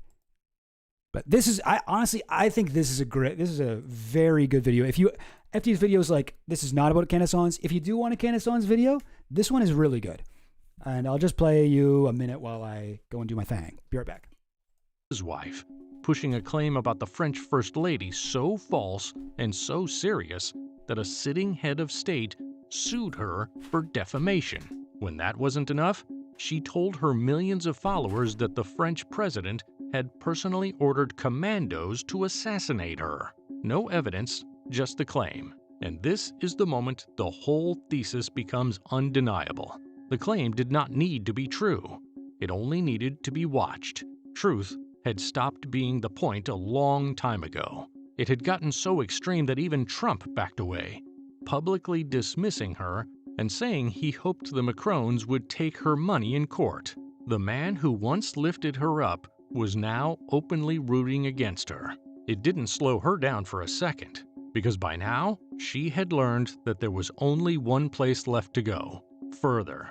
Neil Postman feared a culture that would turn politics into entertainment. He feared a culture that would turn even war into entertainment. But his darkest prediction was that eventually, tragedy itself would become entertainment too. That prediction arrived in September 2025. For years, Candace Owens and Charlie Kirk had been two of the defining faces of the young American right. He had given her her first real platform on the national stage. Then, at a university event, in front of a crowd, Charlie Kirk was assassinated. Faced with the murder of a man who had helped launch her career, Candace Owens did not go quiet. She did the opposite, because grieving him quietly would have been the one thing guaranteed to get no attention at all. So instead, she made his death into content. She told her audience the official story of the assassination was a lie. She spun theory after theory about how he really died, and kept the story running for weeks. Anyway, so interesting. Yeah, Candace Owens. I love how, like, she's always, like, so intense about people who are profiting off of Charlie's death, when she is the one who is doing that the most. Like, she's like, she'll, like, attack someone like, they are making Charlie's death all about them with little care for how that affects Charlie's loved ones. It's like, lady, you are doing that. Like, you are how many death threats get sent to Erica Kirk every day because of you? You're crazy. Oh my God. Yeah, she's awesome. Charlie Kirk, also a member of the X-Men. Really cool. CIA is still American, so not foreign. Sorry, what are you guys talking about? Okay, AIPAC is worse than the CIA. Well, I would disagree with that, but AIPAC is very bad. Do you know how Bill Colby died? Why he died? I recommend looking into how the U.S. uses foreign powers towards its own end. It is a common thing. Right. I don't know who Bill Colby is or how he died. Is that something that I could look up real quick? Let's make this a little detour. William Elgin Colby was a director of Central Intelligence. Okay. Oh, right. Was this the guy that went in after, not Dulles, but, yeah. Sorry. Okay. Preceded by Vernon A. Walters. Oh wait, who did he? Anyway, okay. This isn't important. But yeah, he was the guy who was who's a CIA head right before H.W. Bush. And how did he die? Early life. Death. He set out from his weekend home in Rock Point, Maryland on a solo canoe trip. His canoe was found the following day on a sandbar in Wicomico River, a tributary of the Potomac, about 0.25 miles from his home. Oh, wow, real close. On May 6th, Colby's body was found in a marshy riverbank, lying face down not far from where his canoe was found. Wow, that seems like it took him a long time to find that then. All right. They found his canoe on April 28th, and then on May 6th, they found his body, and it wasn't even far. What the heck? I guess they weren't really looking. After an autopsy, Maryland's chief medical examiner ruled his death to be accidental. That's interesting. Predisposed to having a heart attack or stroke from severe calcified atherosclerosis, and that Colby likely suffered blah, blah, blah, blah. Okay, so, oh, wait. They think he drowned and got hypothermia? Okay. They say like most car accidents happen like right near your house. Maybe that's also where most combination hypothermia and drowning deaths happen too. That does seem weird. Colby's death triggered conspiracy theories. His death was caused by foul play. In his 2011 documentary, The Man Nobody Knew, Colby's son, Carl, suggested his father suffered from guilt over his failings as a father to one of his daughters and so committed suicide. Carl's stepmother and siblings, as well as Colby's biographer, criticized Carl's portrayal of Colby and rejected the allegation that the former CIA director killed himself and said it was inconsistent with his character. That's kind of a good example of the way that, like, whenever someone dies in a mysterious way, everyone has people don't even realize they're doing this, but everybody has motivated reasoning. Like when Charlie Kirk died, immediately people were like, it was trans. It was trans that did it. One of the trans did it, hit him with the gun. That's whose fault it was. Like Nancy Mace, like minutes after almost, was accusing trans people. Zero evidence.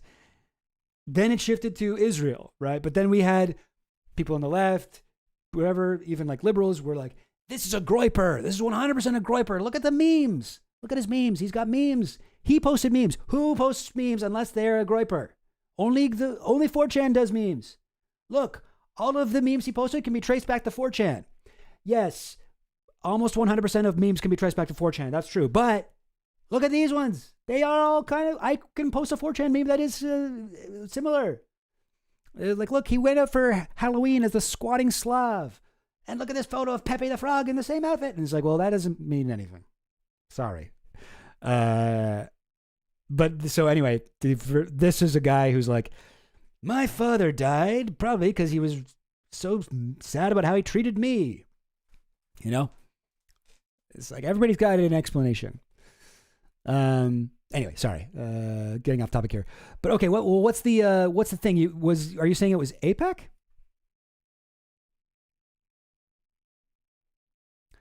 AIPAC is worse than the CIA.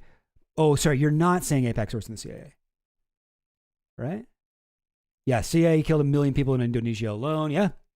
The Jakarta Method, amazing book if you're interested in this stuff. But wait, I think I missed something. The microphone wasn't trans or a groyper. Yes. And then all people like Candace Owens, whose true enemy is the microphone.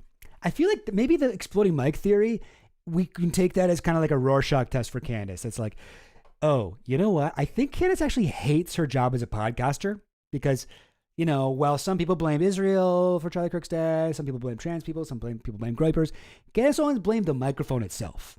You know? Like, I think that there is something weird about that. Oh, sorry. Okay, Spiral Catastrophist. I misinterpreted you. You're criticizing that point. Oh, okay.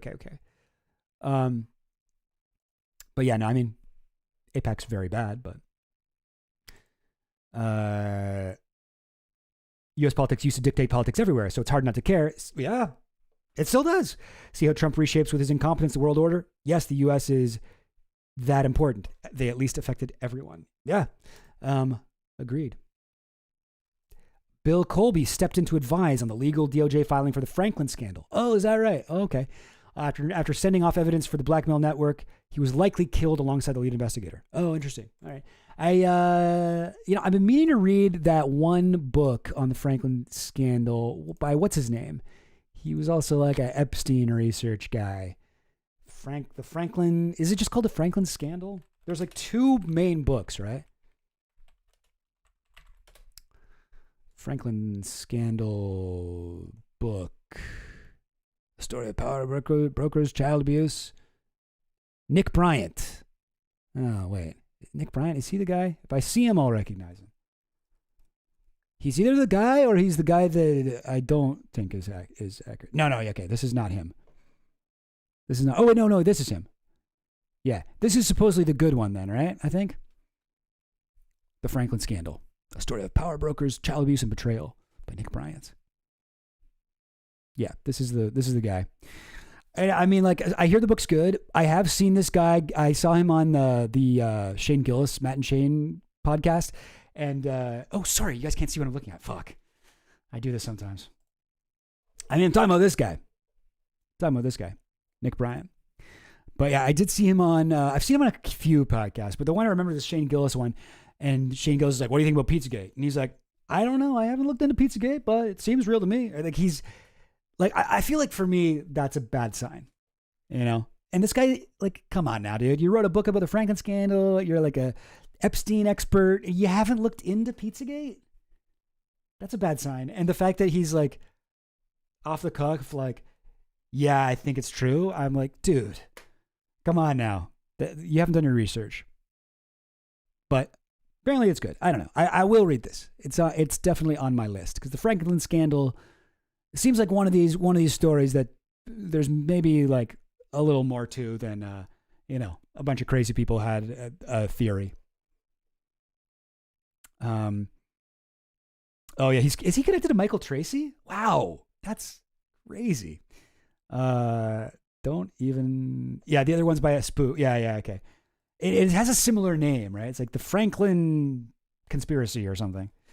Is Candace in league with the microphones? Yeah, she does work with a lot of microphones. Connect the dots, people. Follow the money. Follow the money. This goes all the way to the top of the road microphone company. He's been paid by Trump-connected people. Who? Nick Bryant? Interesting. That's bizarre. And he's connected to Michael Tracy. Bizarre. I don't even know what to say about that. All right. What else? I know I got more stuff to talk about. We did the FD signifier thing. Oh, God. Do I even want to watch that? Okay, here's one. This will be a little palate cleanser. Michael Brooks, gang. R.I.P. Michael Brooks, R.I.P. I think 2 days ago, the anniversary of his death. In my opinion, greatest to ever do it. Best political commentator that I have ever been a fan of. So good at what he did, I guess. Really smart. I actually have his book, oddly, right here. I wasn't even trying to do this. But I have his book here, Against the Web. Fantastic book. A lot of it is kind of dated. It's about the intellectual dark web, which is not a term you really hear about much anymore. He talks about, Ben Shapiro, Jordan Peterson, Sam Harris, but his sort of like overall kind of like philosophy and lens of cosmopolitan socialism, which I also have. Yeah. Gang. I wasn't even trying to prepare this, but I just have these books near me. This one by Matt McManus, a how-to guide to cosmopolitan socialism, which is about sort of like Michael Brooks's overarching, I guess, political theory. Very, very smart guy, mind like a steel trap, and a lot of his, outside of the very sort of topical things that he would discuss in his old videos, his overall takes, I think, have aged really, really well for the most part. And every so often I'll find myself going down a rabbit hole of Michael Brooks and watching some stuff. And when he died, it was like actually kind of what propelled me to start my channel. Like I started my channel right afterwards. I remember I had just started dating Goblin Queen, and she was like, I was telling her about it, and she was like, why don't you start something like that? And I'm definitely like, he's a major influence on me, but I'm nowhere near as good as he was at stuff. He really was. He just had so much knowledge. He knew so much stuff, and he was able to just kind of pull it up out of his brain so quickly and articulately, and really express sort of complex ideas in a way. And he was also hilarious. He's a very, very funny guy. So yeah, I was a big fan of his. And I recently, I was talking to somebody about Alex Jones, and I found this video, and because I was looking for a clip that I couldn't find the original clip, but I could find this video of the Majority Report talking about it. And it's a little clip of Michael Brooks, and I thought, yeah, why don't we watch some Michael Brooks and just a short video of him talking about Alex Jones and see what we think.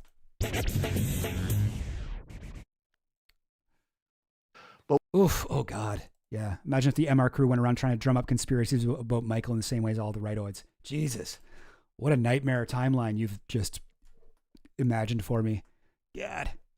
Yeah. Only issue, he does not represent goblins, and Alex Jones is one to call anyone goblins. Yeah. Yeah, so this is about Glenn Beck. The title of the video is Alex Jones. Glenn Beck is a pot-bellied, snake-bellied, demonic goblin. Goblin.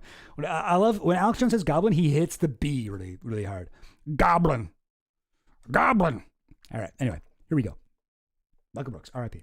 But one person who is a genuine media entrepreneur, who is, you know, like, and I know that this will offend some people, whatever, I don't care. If a group like Green Day, who I don't like. Okay, hot take about Green Day. You don't like Green Day, Michael Brooks? Okay, maybe not all his takes of age. No, I'm just kidding. It's okay to not like Green Day. They were a knockoff version of a group like The Clash or something. The point is that there's always the indie band that gets everything first and sets the tone. And then there's always the mainstream knockoff. There's always the imitator who gets a show on Fox when you don't get a show on Fox. There's always the imitator who goes through your content to find the best conspiracies and then repackages them for a broader audience. But sometimes you get to have revenge on that imitator and align with a presidential candidate who's the Republican Party nominee, and you actually end up get to be both the originator and bigger than the imitator at the same time. And that is what Alex Jones is doing to Glenn Beck right now. And Alex Jones had thoughts about Glenn Beck's That is actually Alex Jones. That is actually a hilarious metaphor or simile, I guess, where it's like Alex Jones is to Glenn Beck like The Clash is to Green Day. That's really funny. And it's true. Honestly, I agree. Glenn Beck stole his entire flow from Alex Jones, but was doing plagiarism like almost verbatim. He would watch InfoWars and he'd dial back the intensity about 10 to 15%. And he presented to the Fox News audience and was like, for a time, much more famous than Alex Jones was. Alex Jones hated his guts. He said a lot of very funny things about him. He's had thoughts. He has a lot of thoughts. Full stop. Full stop.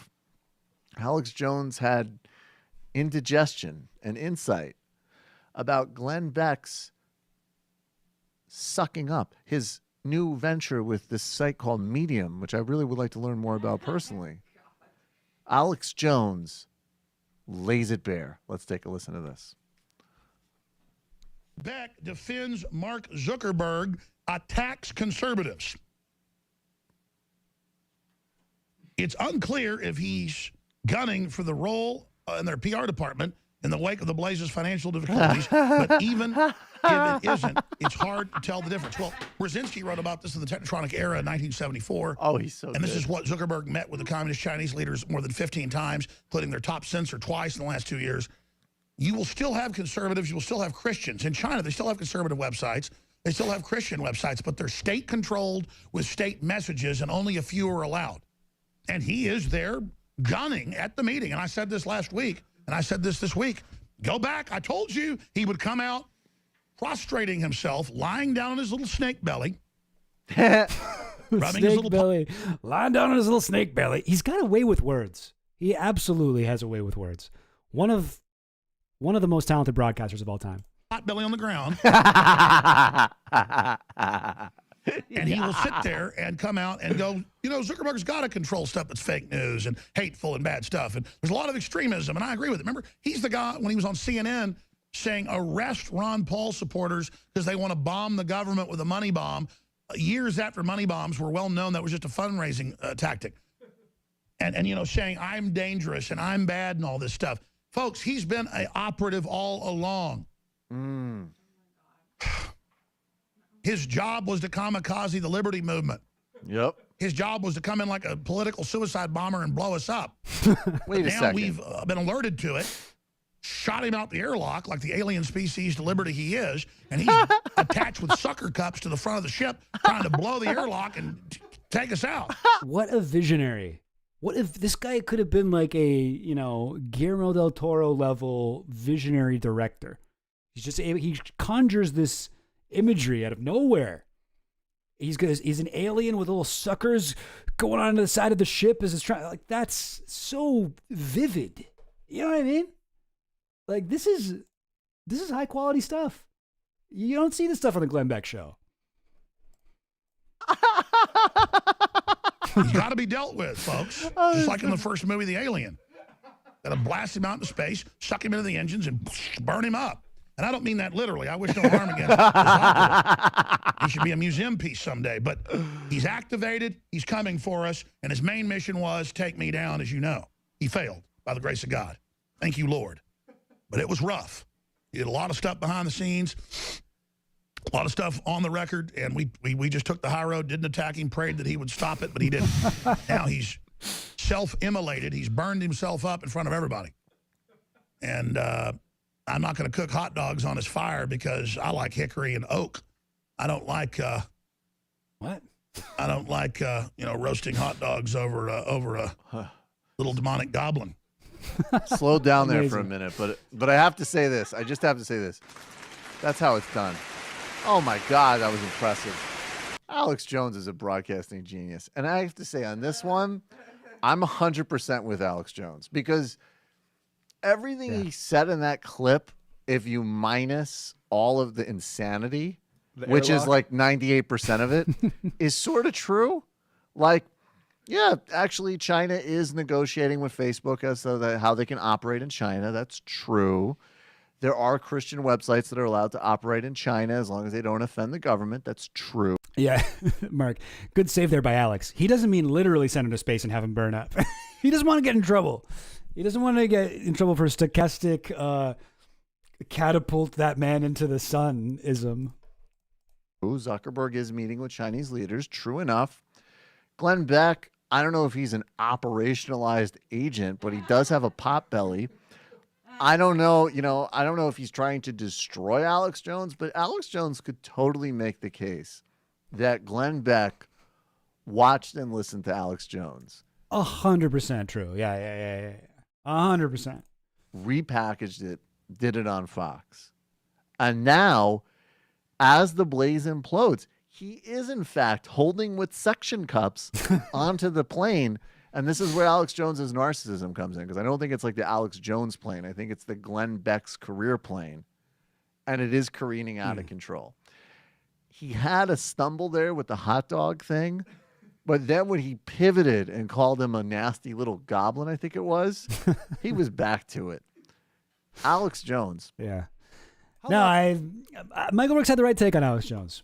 Michael Brooks had the right take. I pulled this up. This is so good. Wait, where'd it go? Where'd it go? I just had it. Dang it. Yeah, here it is. This is from New York Magazine article. Strange man is following you. From 2011. So this is from before that clip. But there's some amazing lines in here about Glenn Beck. Fox News' Glenn Beck can seem almost a carbon copy of Jones. And according to Jones, who does not believe in coincidences, this is not a coincidence.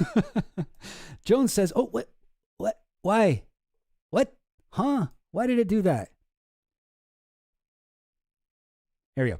According to Jones, who does not believe in coincidences, this is not a coincidence.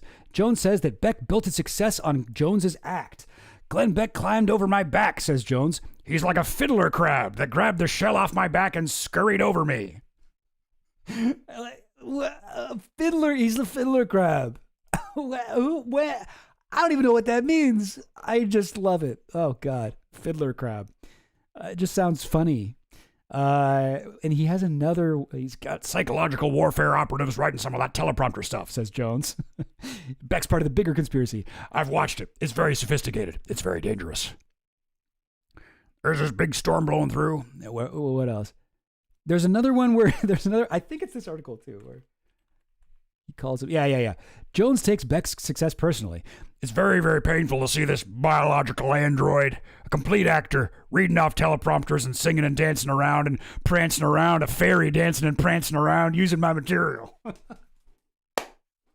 God. Oh, Jesus. Yeah, no, he is right to say this. He is right to say this. Beck does not have the talent of Alex Jones. Beck does not, he doesn't have the specific type of brain damage that makes Alex Jones so compelling. And so he needs to like steal it. He needs to steal it and he needs to kind of dress it up. He did that whole chalkboard thing was his sort of deal. But, you know, well, Beck, for instance, talks about Google as overly close to government agencies and therefore in cahoots with hardcore leftists. Jones points out that he preceded Beck in reporting that Google was an NSA CIA spy center, and Jones, the truth teller, didn't try separating it from Bush's wiretapping, which Jones sees as part of the same manipulation machine. Glenn Beck's ripped us off on the Google boycott and then spun it deceptively, he says. That was back when Alex Jones didn't like the Republican president. It was a different time. I guess he's back to not liking Trump anymore, but yeah. Very, very crazy. The Alien by the Ridley Scott. Yes. Oh, yeah, he would have been a good sci-fi director for sure. Showrunner. Yeah. I could see him being the guy in the writer's room who is like, comes up with all the best ideas, but I can't see him sitting down and writing like interior, the spaceship, day, whatever, like outer space. The captain looks out the window at the sucking monster beast, you know, the giant Glenn Beck trying to pull down Alex Jones, the SS Alex Jones spaceship. Hobbling around like a goblin. Goblins, pot-bellied goblins. He also called Alex Jones pot-bellied. He called him snake-bellied, pot-bellied. Crawls on his belly like a snake. God. Like, he has so many fucking bon mots. Is that what you call it? But yeah. That was great. Michael Brooks, as always, the right take. I like how he's like, oh yeah, he's talking about, I know people are going to get mad, but I don't care. There's another one. I just remembered this. I don't know if I'll be able to find it really quickly, but it's definitely a Majority Report clip. Alex Jones, Milo Yiannopoulos. This is one of the funniest clips I've ever seen in my life. Did I type Majority Report? No. I hope I can find this. Yes, this is it. Oh, amazing. Okay, this is gold, guys. This is gold. Okay. One more in our, Michael Brooks remembrance day. RIP. Let's check this out. Did Alex Jones and Rogan ever collab? Okay, so hang on. Before we watch this, yes, let me address some of the people in the chat here because this is crazy. There's a clip of Jones and Scanner Darkly. So yes, Scanner Darkly, directed by Richard Linklater. Linklater is an Austin guy, right? He's from Austin, Texas. And Jones is an Austin guy. So Richard Linklater met Jones. I think he just kind of saw him on the street because he used to just go to the street with a megaphone and he'd dress up like a bumblebee or something and just do crazy shit on the street. And he cast him first in Waking Life. If you watch Waking Life, there's a big, long Alex Jones scene. Well, I mean, it's not that long, but he's in it. And that one you watch and you actually will probably be like, oh, damn, I totally agree with Alex Jones on this. He's like really angry and he's talking about government, whatever, control. And then Scanner Darkly, he's got Alex Jones in that one. And it's a sort of a futuristic Philip K. Dick based sci-fi, whatever, dystopian future of like kind of like this sort of authoritarian leader. And he has Alex Jones out on the street with a megaphone, and then a van rolls up and a bunch of government guys come out and pull Alex Jones back into the van. But that was like Alex Jones, that was before he was like a big figure. This was before 9/11, I think. Was Scanner Darkly before 9/11? Maybe Scanner Darkly was after 9/11. Can't quite remember. But in any case, Alex Jones was thought of very differently at that time. And then somebody also mentioned, okay, did Alex Jones and Rogan ever collab? Yes, they did. Alex Jones is in a Joe Rogan comedy special in like the intro. I mean, did they ever collab? Obviously, Alex Jones has been on the Joe Rogan podcast like countless times. But I wonder if I can. Okay, it's gonna all be the podcast stuff. But there is. God, this might take me a little bit long when I really just want to watch that Michael Brooks thing. But there is maybe I can find it. What was that company called? The same production company that released Alex Jones's like Bohemian Grove documentary and stuff. It's called like some kind of sheep or something, right? What was it called? Anyway, that same production company also produced, I guess, some of Joe, like one at least of Joe Rogan's comedy specials. Hang on. Oh, what's it called? I'm trying to remember where I heard this. I read it in that book by that guy, one of Alex Jones' ex-camera people. It's called the something about lie or the call. Oh God, what is it? Try to remember. Oh yes, the madness of believing. Okay, hang on. I got an Obsidian board about this. Yeah, here it is. No, that's not right. Hang on, guys. I'm sorry. I'll be right with you. The madness of believing. Here we go. Yeah. Yes. Okay. Sacred Cow Productions. Okay, I was thinking sheep. But yeah, so let me just quote from this book, The Madness of Believing. The idea to start hawking supplements on... Actually, let me go over to Obsidian right now. I can show you guys this. Sorry, this will just be a random thing. We'll edit together this for the clip, but so yes, we got Alex Jones. Here's Alex Jones, Tim Dillon, and Joe Rogan, more recent years. But so Jones wanted to get involved with a company that would make him more money. Initially, the idea came from Joe Rogan. He and Jones had been friends since 1998. And as Rogan had successfully hawked supplements on his own podcast, he encouraged Jones to do the same. This wouldn't have been the first time Rogan and Jones were business associates. Kevin Booth, the comedian Bill Hicks' production partner, founded a company called Sacred Cow Productions. This outfit released Rogan's first stand-up special in 2001, Live from the Belly of the Beast, which began with Jones and Rogan wearing bush masks, getting high, and wandering around the Texas state capitol. Sacred Cow also produced Jones' film Martial Law 9/11, Rise of the Police State in 2005. So Sacred Cow, you look at their list of stuff. This is like from the Wikipedia. They got Bill Hicks specials, United States of Advertising. They got a Waco documentary, 1993. And then they've got 2000, The Best of Alex Jones. 2001, they got Joe Rogan documentary. 2002, they got Stanhope documentary, Word of Mouth. Oh, that's a good one too, I think. Right? Am I thinking of the right one? Is that the one where he's wearing a shirt that says Libertarian? Doug Stanhope, Word of Mouth. Word of Mouth. Yeah, this is like one of the best ones. What the heck? Why is it? Oh my God, Google Images is so useless. Wow, I didn't realize that was also done by the same company, Sacred Cow Productions. Just looking at the Google image results here. Stanhope's amazing. Such a funny guy. I'm not 100% sure this is the one I'm thinking of, but yeah, this is one of my favorite specials of his. If it's yeah. I think this is the one. Anyway, yeah, wild. Okay, what was I saying? Oh yeah, well yeah, we were just talking about how Alex Jones knew Joe Rogan from back in the day. Interesting, eh? They go back. He didn't just find out about him like the rest of us did.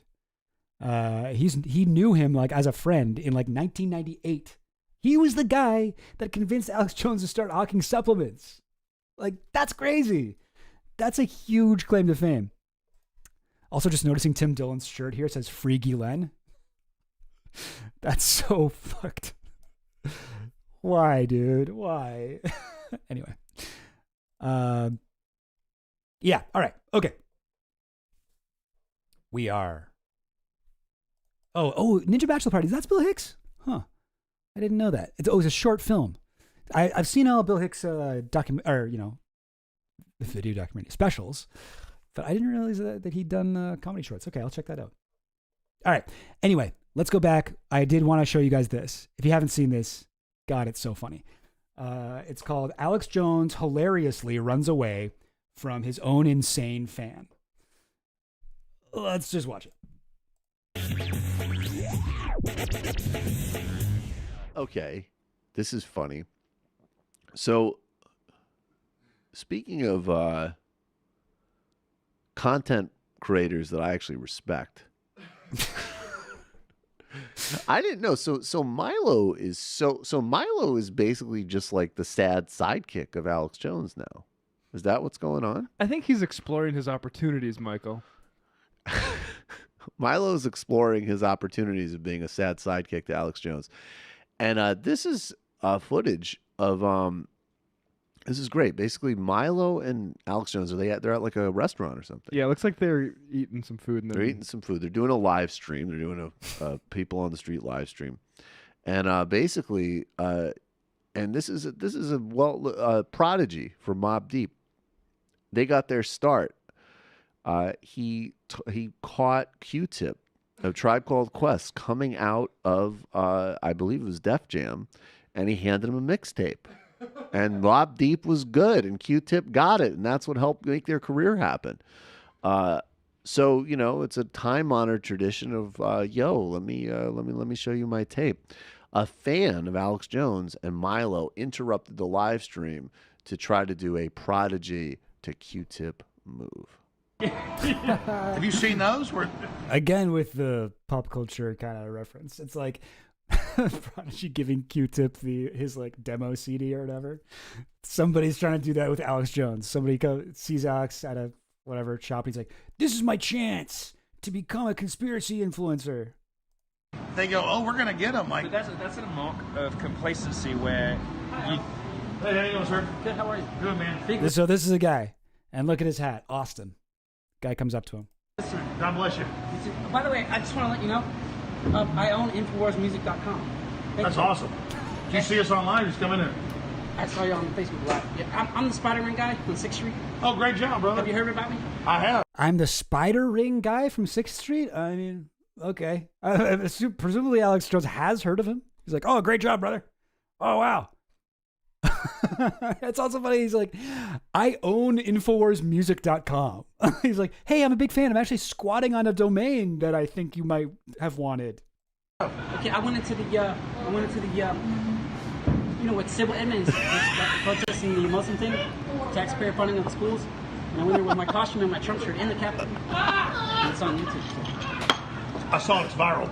I'm going to scram, but I'm going to get your drink. Boom.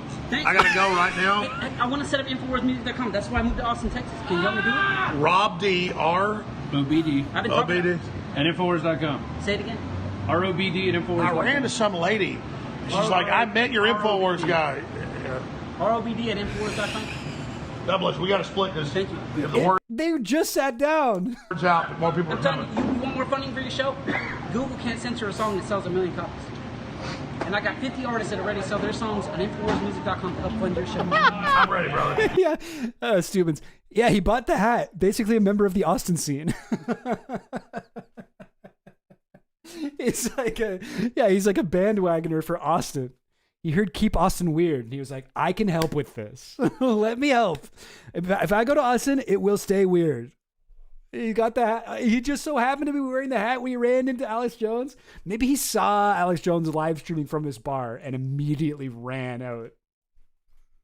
You ready? R-O, contact you? Rob D. R-D. What the fuck? Why is it? That is not how you spell Rob. Rob D. R-D. What happened to the ob? InfoWars.com. Rob Do. R-Do. And Rob Do. R-Do at InfoWars.com. I still have no idea how to spell this guy's name, and they've tried to plug him like 6 times. Go, guys. I love me. Can I take a picture of yourself? Let's do it. Let's do it. Wait, hold on. Oh, yeah. What year is this from? This is 2016, probably? Oh, no. 2018. It's 2018. Yes. God bless you. No, you're awesome. This is like a kid on Christmas. He's like, yes, oh my yes, an N64. Yes, yes. God bless you. No, you're awesome. Whoops. Didn't mean to go back. That was kind of sweet. Yes. Oh, finally, I get a photo with my hero. Take a picture of Let's do it. Let's do it. Wait, hold on. Yes, yes. God bless you. No, you're awesome. My security guys, we trust you. Like, get out of there. Get out of there. It's like, By the way, you know about the RH... flamethrowers. Hey, you know about the RH negative blood types, right? I'm the king of all the RH negative blood types on planet Earth. I love it. He says, I'm the king of, you know about RS negative blood types, right? I'm the king of all RS negative blood types on planet Earth. What? All right, God bless you. One more. He's so pushy with it. Yes, sir. Rob D. See you later. God bless you. You don't meet the head of the RH and OS types every day. That is. Oh my God. That's my favorite video, man. Oh, it makes me so happy to hear Michael Brooks laugh. His like very specific laugh. Dude. Man, there's so much going on there. I can't even. Time is dilated, yo.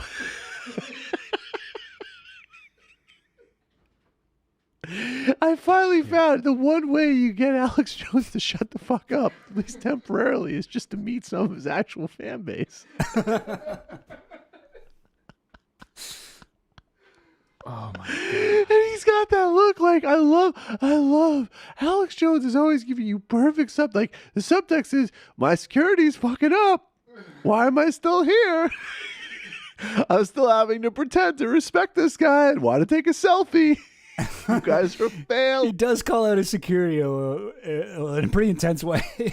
He's like, this guy's like, my security team, I don't know what they're at. And then also that moment of like, this guy's actually crazy. I should go back. Who, the king of RS negative blood types? You haven't heard about that? Spider-Man on 6th Street? He was the Spider-Man at 6th Street. He's protesting the Muslims. I have. Okay, I went into the I love. Oh, this is the best part. The way he sidles up and pulls the beer in. That is a full beer. That is so boss. I don't know. I've seen some full beers in my time. That's the fullest beer I've ever seen. And he's got, you see, like his head's cocked back, like, we're looking to set this meeting up for a while. That look You know, by civil Alex inmates Jones. protesting the Muslim thing, taxpayer funding of the schools, and I went there with my costume and my Trump shirt in the Capitol. Down goes the drink. And the Was it publishing Muslims in schools? And yeah. Alex Jones, him and Milo just sat down. They got full beers. This guy sits down. Alex is like, well, not beers, I guess, but chugs it. Chugs it all back. Done. Drink. And the drink. I saw it. It's viral. I'm going to scram, but I'm going to give your... I'm going to scram. Clearly just did not want to be there anymore. Like, you caught me just as I was leaving. No, man. No. You guys got your cameras set up. You were hoping to do a little bit more here, I think. Boom. By the way, I'm gonna get your they're drink. literally in the middle. If we go back to the beginning, they're like having a leisurely conversation. They're mid-drink. And just to throw in there, Milo clearly bummed that this guy doesn't want a selfie with him. Clearly bummed. Oh, I don't know. I think Milo's like, what is this path I've taken? Like, well, I think it's a combination. I think it's like, what is this path I've taken? Who is this peasant? But also like, whoa, like I don't get any shine out of this. Like, there was a time, like in 2015, Steve Bannon said like I was the most dangerous propagandist on the planet or whatever. And now like, I can't even get I was in there with my Trump shirt. We were protesting the Muslims. That guy doesn't even recognize me. But just go back to the beginning to show just how leisurely the pace was. This is what's awesome. All right. So like crazy that Milo's fallen even further since then. They're like, gotta scram. He used to be a huge deal, Milo Yiannopoulos. People really thought he was like the next fucking Christopher Hitchens. I believe Bill Maher called Milo Yiannopoulos when he was on a show. He was like, "You remind me of a young, gay, alive Christopher Hitchens, of my friend Christopher Hitchens. You're a lot like him." It's like, Bill Maher, you're a fucking idiot. Just remember that in 30 seconds he goes, "Got a scram." They go, "Oh, we're gonna get him." Like But that's a mark of complacency where you. Hey, how you doing, sir? Good, how are you? Good, man. Big listener. God bless you. You too. By the way, I just want to let you know, I own InfoWarsMusic.com.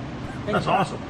You see us online, just come in. That's Actually, awesome. on Facebook Live. Yeah, I'm the Spider-Man guy on 6th Street. Oh, great job, brother. Have you heard about me? I have. Okay, I went into the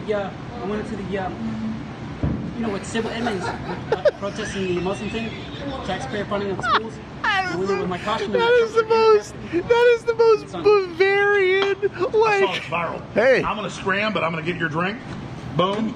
I gotta go right now. Hey, I want to set up InfoWarsMusic.com. That's why I moved to Austin, Texas. Can you help me do it? Rob D R OBD. OBD And Infowars.com. Say it again. ROBD and Infowars. I ran to some lady. Oh, wait. No, sorry. I thought they were plugging this guy. They're giving him the email of a guy on their team for him to email his music to. He's like, but wait, no, I want to turn InfoWarsMusic.com into a thing. Rob D. That's Rob. That's RDQJY. I think something like that. There's a silent W. And Rob D at, what is it? InfoPlanetNews.com. She's like, I met your InfoWars guy. ROBD and He's like, yeah, you're going to want to email Glenn Beck at FoxNews.com. God bless. We got to split this. If the word's out, more people are coming. You want more funding for your show? Google can't censor a song that sells 1 million copies. Oh, that was his pitch. You can't censor a song that sells 1 million copies. Oh my God. Does this website still exist? InfoWarsMusic.com. Please tell me this is still up. Oh no. It's not. I really shouldn't have just done that sight unseen anyway. That could have gone a lot worse. Amazing. I got 50 artists that are ready to sell their songs on InfoWarsMusic.com. Yes. Your show. I'm ready, brother. You ready? Yeah, How do I contact you? Rob D. R-D. At InfoWars.com. Rob Do. R-Do. He keeps giving him, like, he keeps trying to mess up the email address. RobDo. RobDo.com. RobDo.com. Yes. No idea. Yeah. Well, I just want to say to this gentleman, if he's watching, now, maybe there's this whole code for anti-globalists that we're not following as globalists in this room. But I think you have to ask yourself after this interaction, is Alex really on your side? And the second question Exactly. second question you ask yourself is majority FM music available? Because I'm not a fucking idiot, okay? I'm not going to turn down, forget majority, TMBS, dude. I'm not turning down an opportunity to make millions. TMBS, that was the Michael Brooks show. And I would like to hear a lot more about this blood type thing. Was it Steve Novello was writing about it in his Skeptics blog? The only other thing that makes me skeptical is like, if Alex Jones is good enough to make that like seem, natural and organic, like that would be just like King of Kings. Rob D. Give it to Robdo. The email, as I've said, is RD Robdo. Rob D at Infowars. Just Robbie send D. him, we'll figure it out. We're gonna do it, man. Yeah. That's right. That That shit was went so viral. good. God, that was great. I have to say, because I thought when he smacked down the bill, I was like, oh, you're a fucking pro. You're buying the drink and you're out. Like he shot back his drink, slammed down the bill. We're good. And this guy is just like, dude, you're leaving money on the table. I moved to Austin. Yeah, I just moved to Austin. I mean, wow. I would not be surprised if that guy gets a call from a globalist police force in Austin that he is not allowed within a certain amount of people. That would be an incredible thing to write. Imagine the play. You just write like a one-man play of like all of the calls and all of the police reports that Alex Jones has filed on fans, like off air. It's like, yeah, some crazy guy's talking about type O blood types or something. I'm going to want a tail on him. Yeah. Oh, man. Whew, that's rich. Awesome. Yeah. All right. I think that's it. That's enough Michael Brooks for today, for this stream anyway. But yeah, good stuff. Always fun looking back on his videos. I mean, I guess not always fun. Sometimes they're kind of messed up. Sometimes he talks about some dark stuff. All right, I've got... What else do I got? I got other stuff to watch, don't I? I know I did. This one I haven't seen, but I thought this one might be interesting. Okay. So you remember the rational animations, right? You know the rationalist movement. They got, rationalists? The guys that are constantly writing like speculative science fiction about the world. The guys who invented Rocco's Basilisk. The guys who decided that AI is going to become a god and take over us. The guys who have turned into multiple different cults. The Zizians, which is like a murder cult. They killed like 7 people. They were also everyone involved in Leverage, Peter Thiel's kind of psychological experimentation, MK Ultra like organization that also became a cult and began summoning demons to attack one another. They have devolved into a spiritual intention war of demon against demon. Yes, those guys were rationalists. Eliezer Yudkowsky, the guy that, still wears a fedora and has a neck beard and looks like the personification of 2012 Reddit stereotype. Yeah, that guy, this whole movement, well, the rationalists, they now have a animation YouTube channel. And this is a video from 4 years ago, but I feel like it's kind of relevant. I have not seen this, but it's called Prediction Markets. There's like Kalshi and stuff, betting on, not just betting on sports, now we're betting on elections and how long the fucking White House press secretary's speech is going to be, and just like random shit like that. We can bet on everything. So the video is called Prediction Markets. Can betting be good for the world? Which I feel like I would bet on no for the question posed in the title here. No, I don't think it's good. No rational animations. Thanks for asking.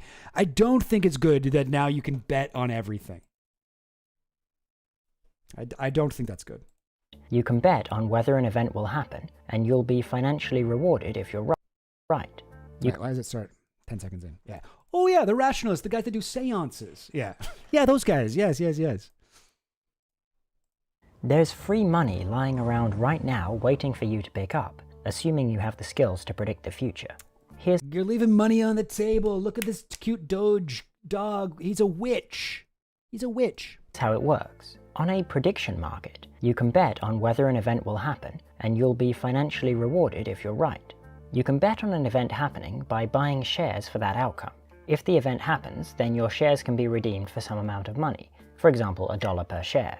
Only shares for an outcome that actually occurred can be redeemed for money. This is what makes trading on prediction markets risky. If you buy shares in an outcome that doesn't happen, then you're out of luck and you don't get your money back. Just like in other financial markets, prices in prediction markets are not determined by the platform that enables buying and selling shares, but by the activity of every trader participating in the market. What makes things interesting? Were the rationalists in favor of this fucking prediction markets? I feel like the more I learn about the rationalists, 2 things happen. I realize that they're all stupid, and I have less respect for them as like intellectual, towering figures of whatever, logic and reason. And the other thing that happens is I realize that they sort of took over the world, or whatever these fucking campfire ghost stories they tell about AI that is now like, has become the full marketing apparatus of AI. But this whole thing, prediction markets did take over the world. They have not been good for the world. And I think everyone knows that. But yeah.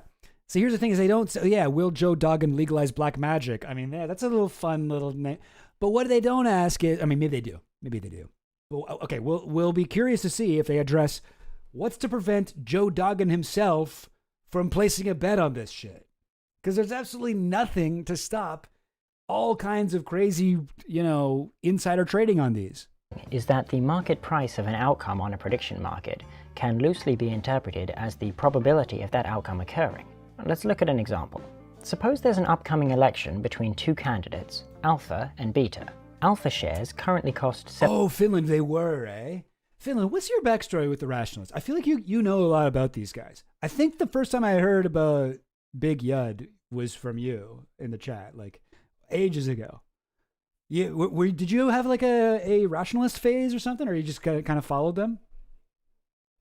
75 cents, and beta shares cost 25 cents. In that case, we say that the market roughly thinks that alpha has a 75% chance of winning and a 25% chance of losing to beta. Consider the case where you think beta has a higher chance of winning than 25%. When could an alpha ever beat a beta? That wouldn't happen. Means that you think the market is wrong. You think the actual probability is 90%.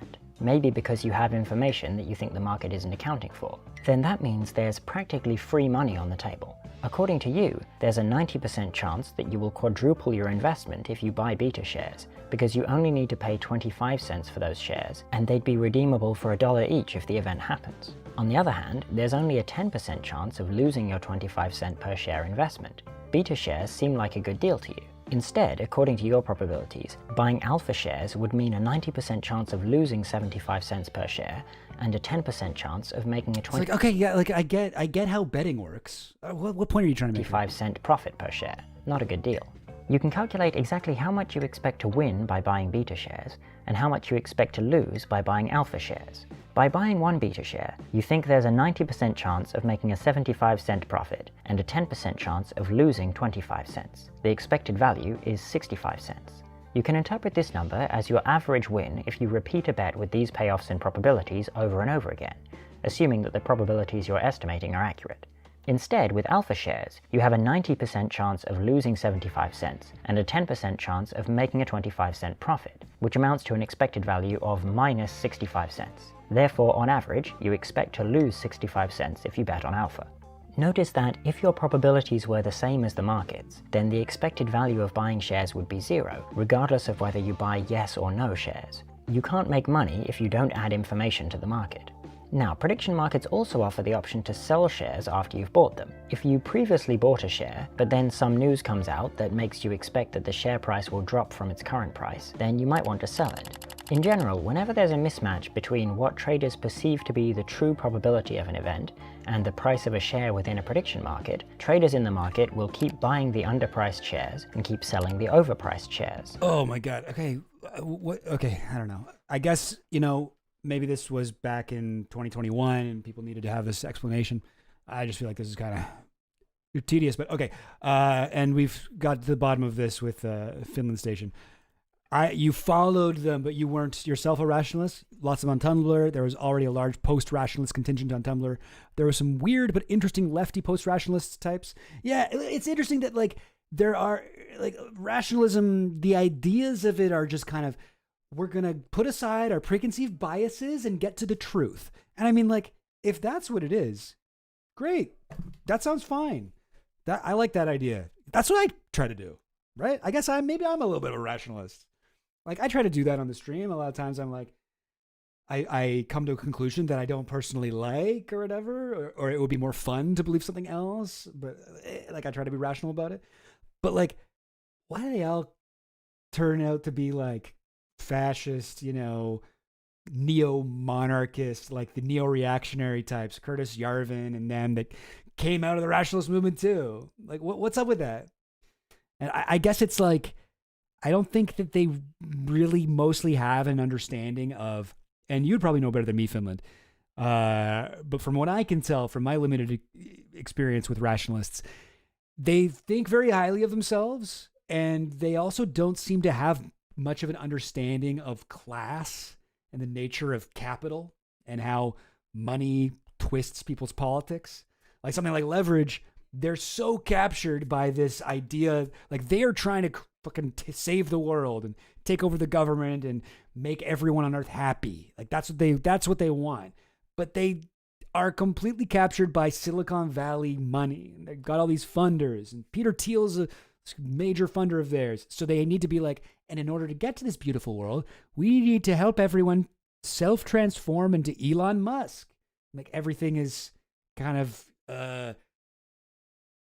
propelled by what's good for capital, what's good for the investors, the shareholders, whatever. And shit like this, they're actually justifying prediction markets. That's nuts. This is wild to me. And like all of these things that they get themselves into, where they're like, well, logically, this and that, and if you put aside your biases, you'll realize this. And it's like, well, why don't you put aside your bias that capitalism is good and the markets are always going to get you to the right thing for a second? I don't know. So it's interesting. I'd be curious to hear more from the more leftist types, the post-rationalists. This makes the underpriced shares increase in value and the overpriced shares decrease in value until the prices stabilize again, reflecting a new probability distribution.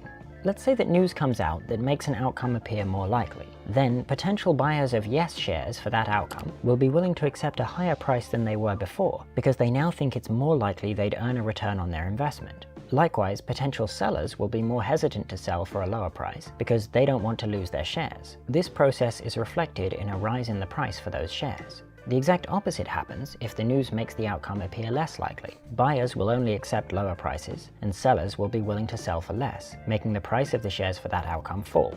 Now suppose, for instance, that news comes out that candidate Alpha is embroiled in a scandal. We can look at the price movements in the prediction markets to check whether traders think the scandal is serious. If, for example, the price for Alpha shares drops from 75 cents to 74 cents, then we can infer from this slight drop that traders don't think the scandal will matter much in the long run. On the other hand, if the price for Alpha shares goes all the way down to 10 cents, well, that's a sign that the scandal is a big deal according to the market's participants. In this sense, prediction markets can serve as a powerful way of measuring the importance of news on the outcomes of real-world events. They're sort of like filters, allowing you to understand how crucial some recent event was and discard it if the markets have barely moved.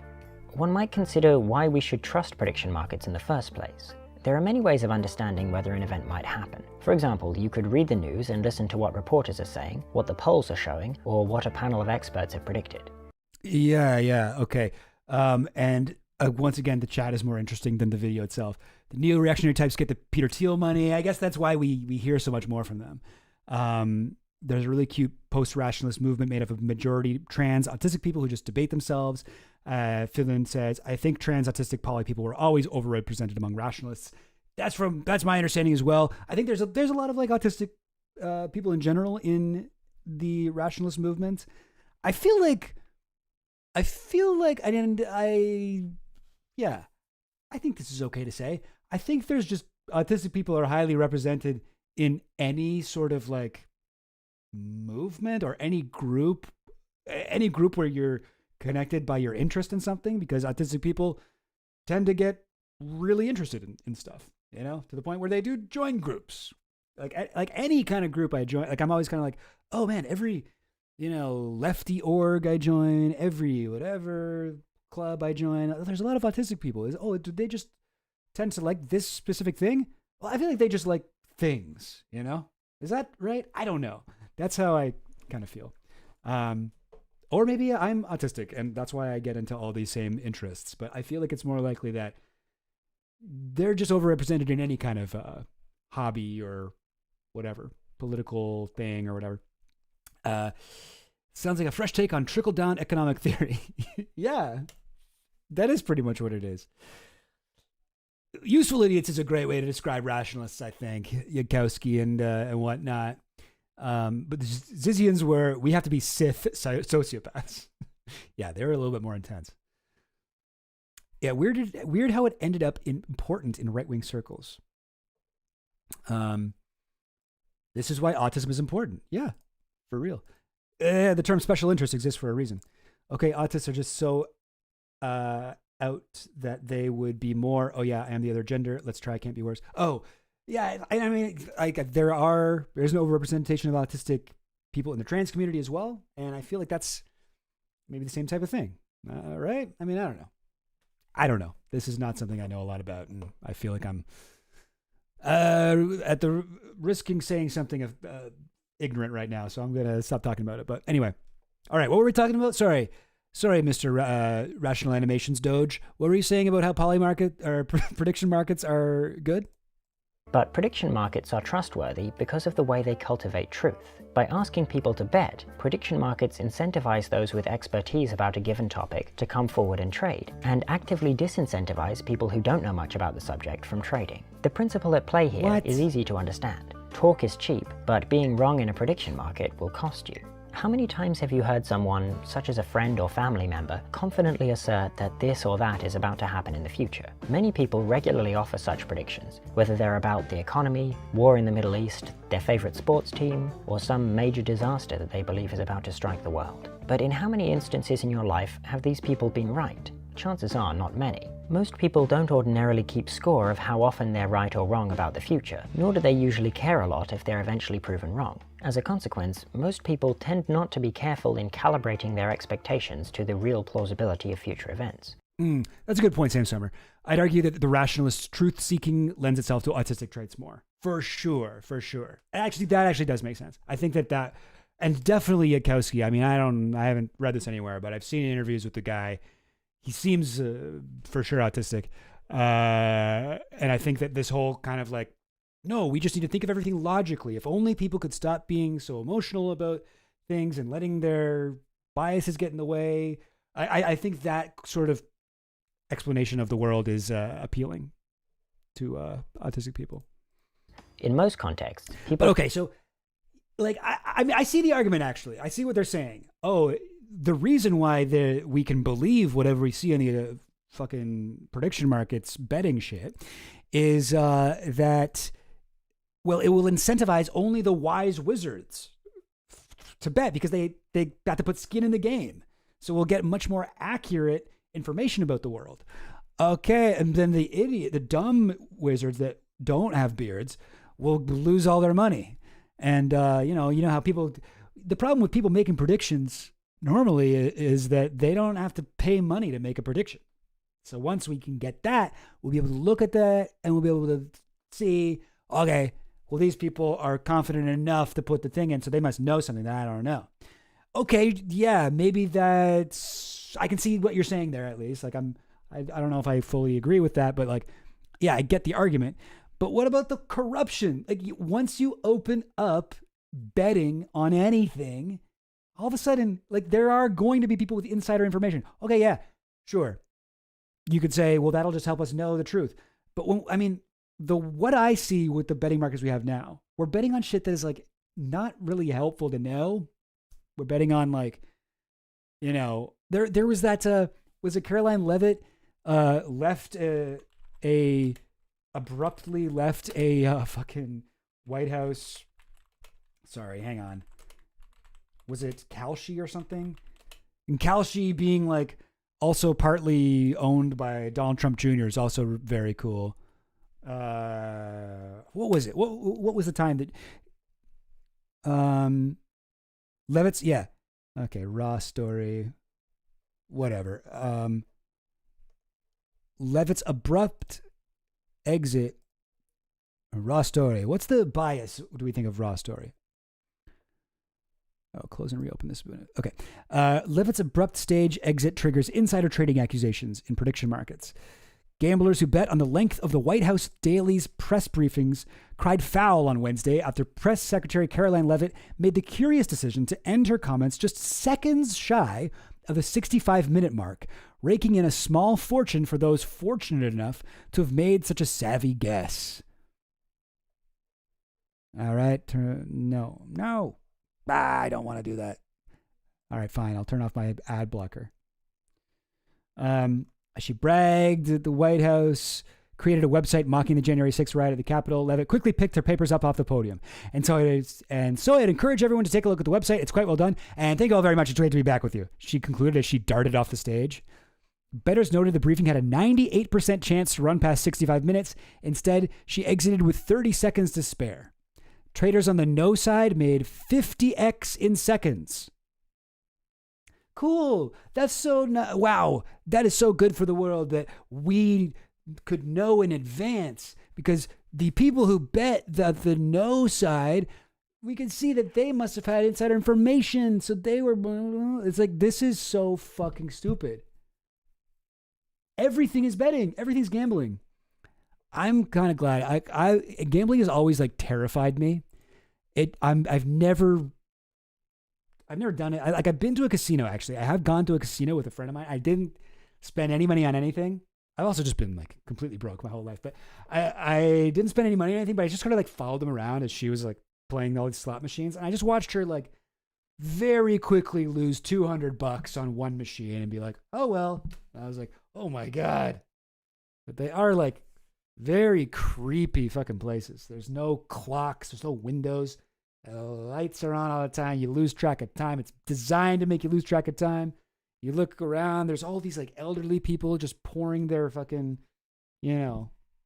life savings into these machines, just in the zone, completely tuning out everything but the little ding, ding, ding, ding, bang, bang, bang, bang, bang, bang, ding, ding, noises.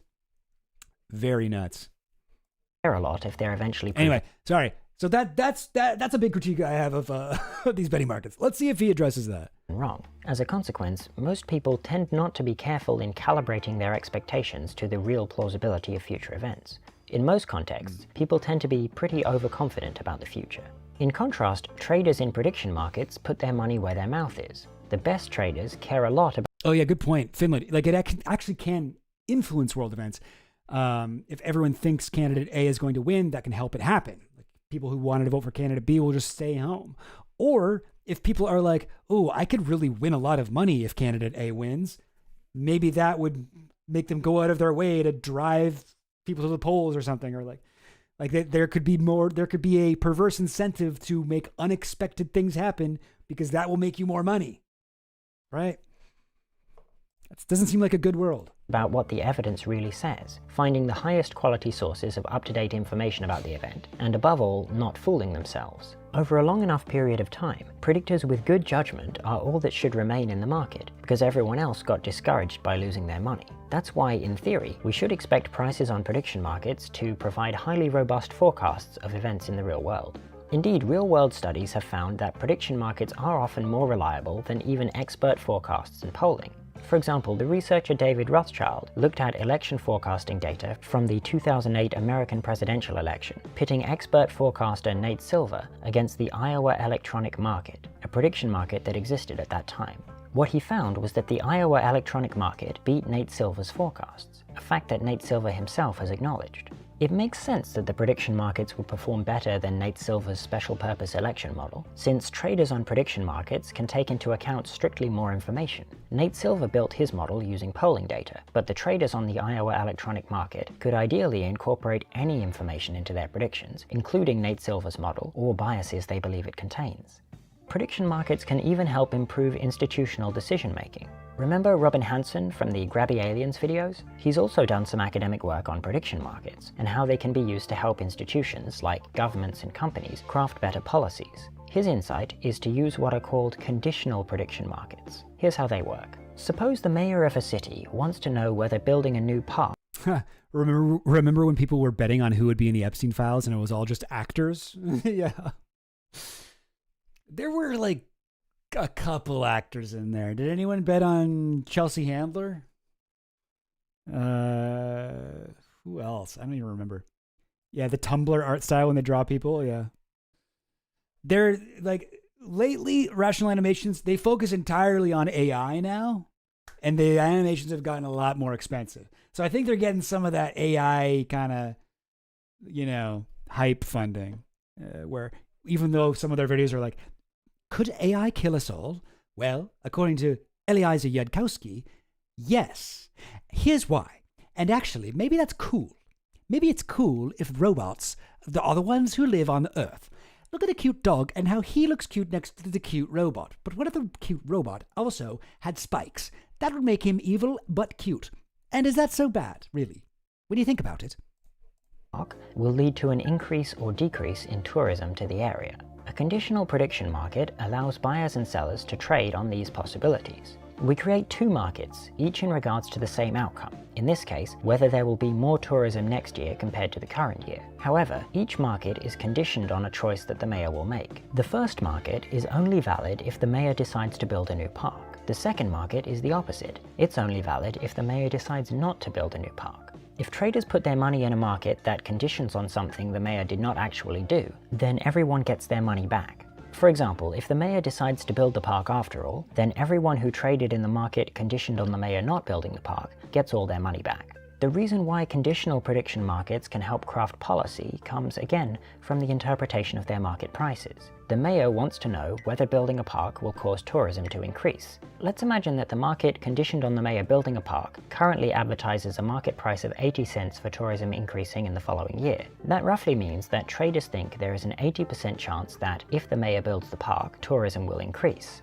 In contrast, if the market conditioned on the mayor not building the park advertises a price of 65 cents, we can interpret that. You know what? Maybe this is what I feel like my ADHD is preventing me from getting into rationalism, because I am totally losing the line of what this is. He's still just explaining how this works. Is he ever going to get into the downsides of this? That as meaning that traders think there is only a 65% chance that if the mayor does not build the park, tourism will increase. Thus, in this case, traders think that if the mayor builds the park, the chance that tourism will increase in the following year is greater than if the mayor does not build the park. Right. The mayor can take this information into account when making their decision. Oh. So, prediction markets are great, but they're also highly regulated, at least at the time. What? I don't think so. Time this video is published. This regulation has limited their scope and made them less prominent, especially in the... Oh, no. Okay, so they're actually saying it's bad how much they were regulated in 2021? This is actually bad. The regulations on these betting markets, look at how they made the dog cry. Look at his little witch hats flopped over. The real problem with regulations on betting markets is that it's making a sad cartoon puppy dog cry real tears. His eyes don't change at all. In fact, they look very scary, but the tears come out of them. United States. That said, there have been a number of new prediction markets that have sprung up in recent years, mostly built on top of the Ethereum blockchain. The most popular choice at the moment is Augur, but there's also the recently launched Poly market. The cryptocurrency... Complaining that crypto and prediction markets are too regulated. Jesus Christ. People betting on Trump or Bolsonaro. God. Is this like the guy who animated this? Did he take a photo of his own like bets? Probably the two most fascist leaders we've had in the fucking Western Hemisphere in recent years. Well, that might not be true, but still. Exchange FTX also offers some prediction markets. Oh, FTX, another rationalist connected movement that turned out... I didn't even notice. Yeah. Okay, this is Sam Bankman-Fried's effective altruism, another rationalist kind of fucking idea. Scam stablecoin company that made $1 billion that turned out to be totally fake. And everyone was going around saying, this guy's a genius.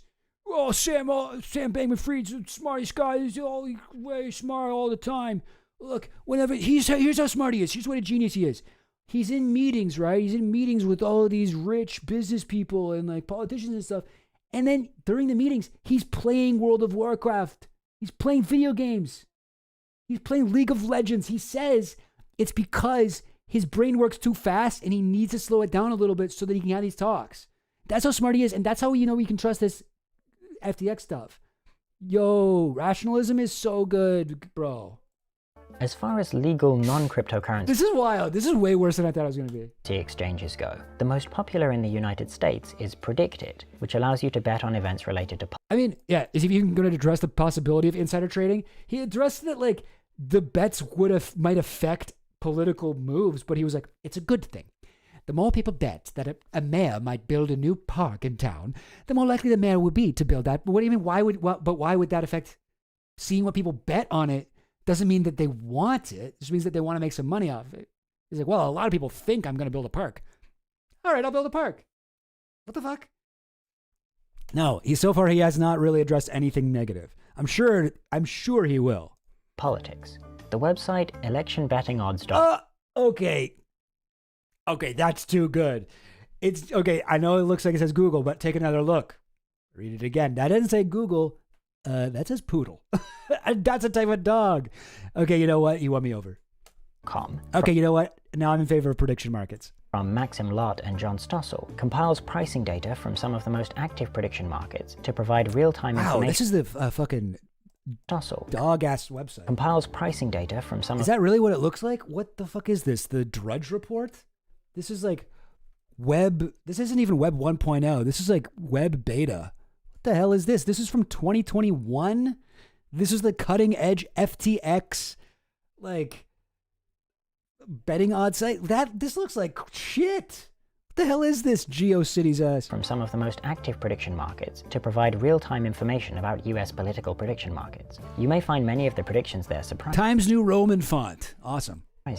Another platform that operates in a similar way as a prediction market is Metaculous. None of these exist anymore, I bet. None of these things. It's not a prediction market, but it's close. It's a community forecasting platform. Instead of betting on particular outcomes, you have to directly state your probability that an event happens using a slider or input a probability distribution. Instead of money, you win or lose Metaculous points, depending on how close your probability is to the actual outcome. You're also rewarded if your probability turns out to be closer to the actual outcome than the community's probability. Over time, you become more skilled at forecasting and build a track record showing how reliable your predictions are. The scoring system on Metaculous is what's called a proper scoring rule, which means... Oh my god, yeah. So this is their, like, meritocracy of the market. We'll be able to see people's scores, how good they are predicting, and then we can anoint one of them king, whatever. That the mathematically optimal probability to put for each question is your own subjective probability of that outcome happening. Here's what we do, though. Here's what we do. We look at Kalshi, we look at whatever it's called, Polymarket or whatever, and we look and see who is getting the most correct bets.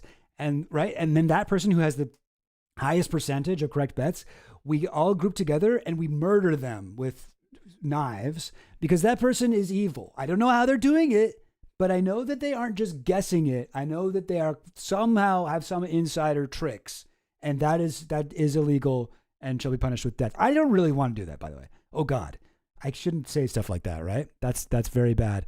But that we shouldn't kill anyone. But that person we should be very suspicious of, and probably look into them a little bit. Let's put it like that. Actually, when you edit this, Goblin Queen, when you edit this, please just, whenever I said something bad, just replace it with like hug or something like that, okay? In other words, predictors are incentivized to be honest and just going to bet 69% on everything. Nice. 6-7. Report their true probabilities. Since it mostly doesn't involve money, Metaculous is not subject to the same regulations as prediction markets. And look at how they depict regulations, by the way. This is what's it called? Metastasis? Or that sounds a little bit cancery. This is how they depict regulations. Regulations. These guys seem kind of on the side of the fucking wealthy elite capitalists. The problem with regulations is that it stops you from being able to make the perfect world with prediction markets. To the same regulations as prediction markets. It's literally like, those aren't even like jail shackles. Those are like slavery, like the thick arm, the wrist cuffs. It's saying that regulating gambling companies is slavery. And predict on a wide variety of questions. I'm not reading into it. That is literally what it's saying. That isn't me reading into them something they aren't saying. That is what they're saying with that. And you can submit questions yourself. But there are also tournaments with cash prizes that incentivize good forecasting. It's not all points in cash prizes, though. Metaculous forecasts are also used by researchers and public health experts to support their decision-making.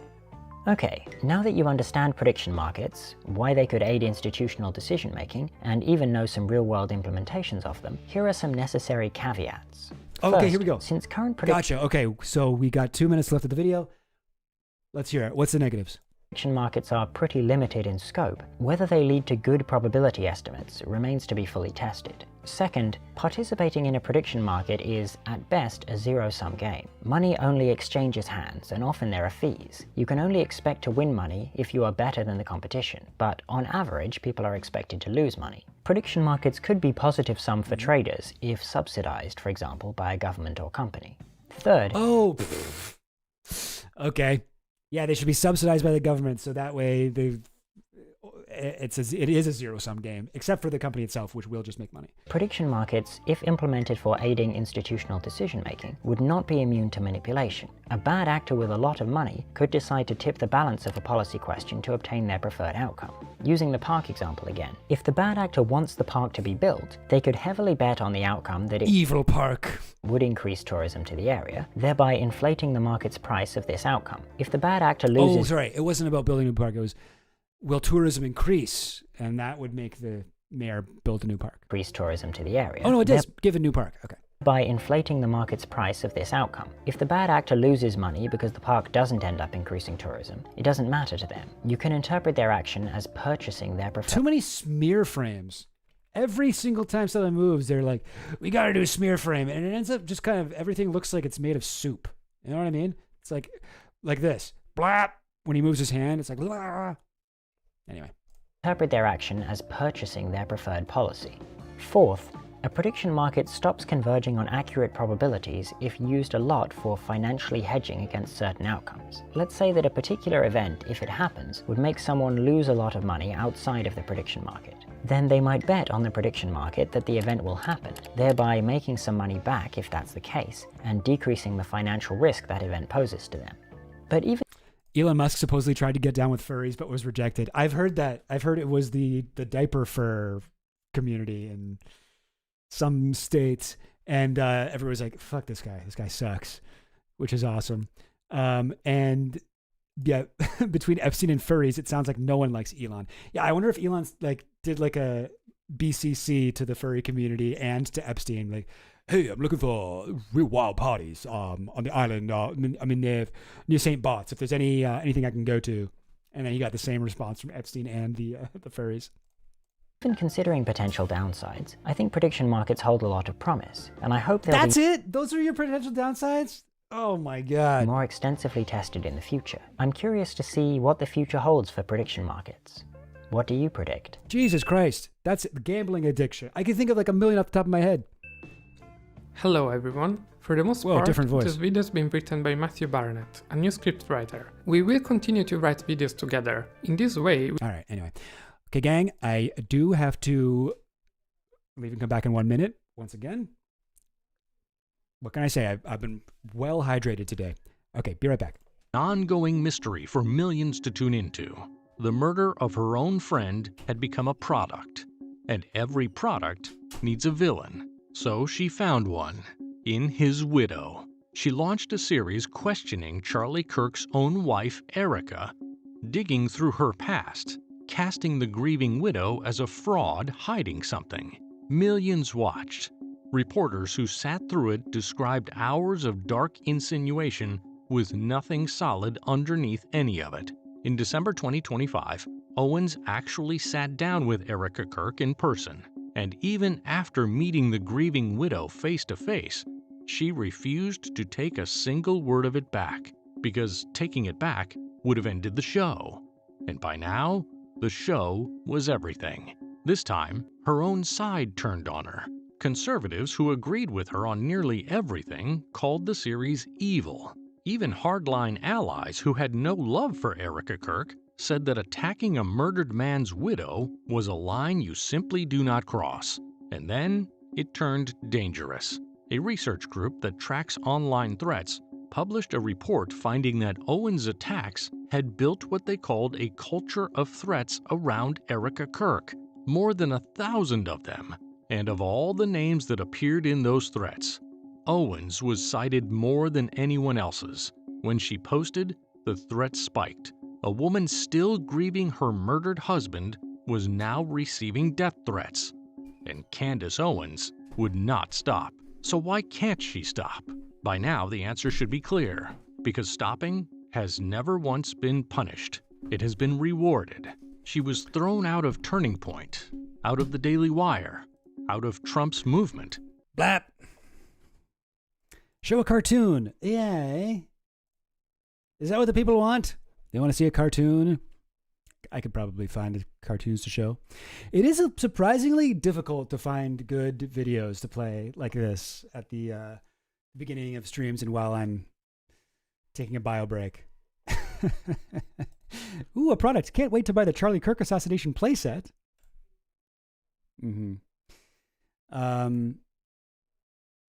But yeah, no, this part was bars. Why can't she stop? Because stopping has never once been punished. It's true. Many such cases. This is Alex Jones. This is Donald Trump. This is Andrew Tate. They can't stop. Why would they stop?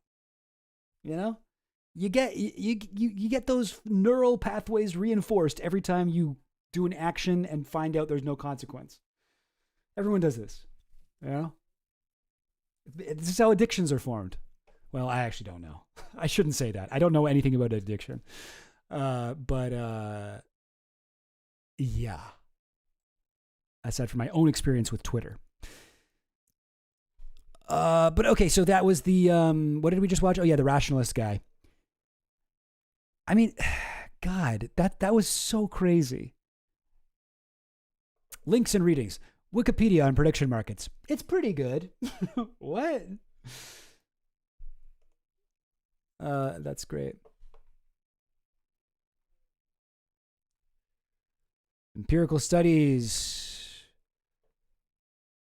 Open markets that enable the prediction of specific outcomes using financial incentives. Well, what does Wikipedia say? So, because they said that it was bad. History, milestones, accuracy, controversial incentives, gambling comparison. What do you mean gambling comparisons? How is it comparison? It is a type of gambling. Some users of prediction markets have reported gambling addictions, with some gambling addiction clinicians saying that they generate the same cycle of that anticipation, action, and reaction that traditional gambling does. Yes, this is because it is gambling. What do you mean? Oh, this is kind of unexpected. We found prediction markets are very similar to gambling. Oh, also, this is crazy. We found that guns have very similar results to weapons. What the heck? What the heck? Wait a minute. We found that cheese has very similar properties as food. I don't know what to make of that. Some kinds of prediction markets may create controversial incentives. Yeah. For example, a market predicting the death of a world leader might be quite useful for those whose activities are strongly related to this leader's policies, but it also might turn into an assassination market. Unreliable source, says one Wikipedia editor. Maybe that's the Doge dog. Wait, source on that? Can I get a source on why betting on a leader getting killed might create an assassination market? In 2026, United States Representative Chris Murphy announced plans to propose a bill, read because he's a APAC guy, to propose a bill regulating prediction markets, citing concerns that government officials might be profiting from inside knowledge or that officials' money riding on military-related events. Absolutely. People in government should not be able to bet on this shit. Of course. They also, by the way, we are way behind on making it illegal for them to invest in stocks. Are you kidding me? Are you kidding? They should not be able to do that. They can put their money in a blind trust and have no idea where it's going. We need to stop letting these guys do this shit. I think in Canada, we don't let them do that. But US, oh my God, it is openly corrupt what you guys have going on there. And with the betting markets, it's even worse. Gambling comparisons. Yeah, they've described prediction markets as having similar risks to sports betting. Sports gambling has become such a prominent part of prediction markets. It doesn't provide any utility whatsoever. Rather than predicting outcomes and aggregating group knowledge, as the rationalists would like to say. Okay, well, I don't know. I'm guessing that the rationalist dog would probably not agree with what he said before, where the Wikipedia is pretty good because it does have a section that's like, yeah, it turns out all the good stuff is no. All the good stuff is no. Yeah. Note 53, after assassination market. Wait, what should I do? What is it? Oh, no way. That unreliable source is InfoWars? Really? Oh, wait. InfoWar? Wait, what is this? What's InfoWar? Is that the same thing? Infowar.com. And that redirects to dev.capital. Investing at the edge. Okay, a frontier investment firm. Okay, I'm starting to think that maybe I was wrong to make fun of that being an unreliable source. I'm starting to think that actually might be what you would call an unreliable source. Who's Jim Bell? Is he an InfoWars guy?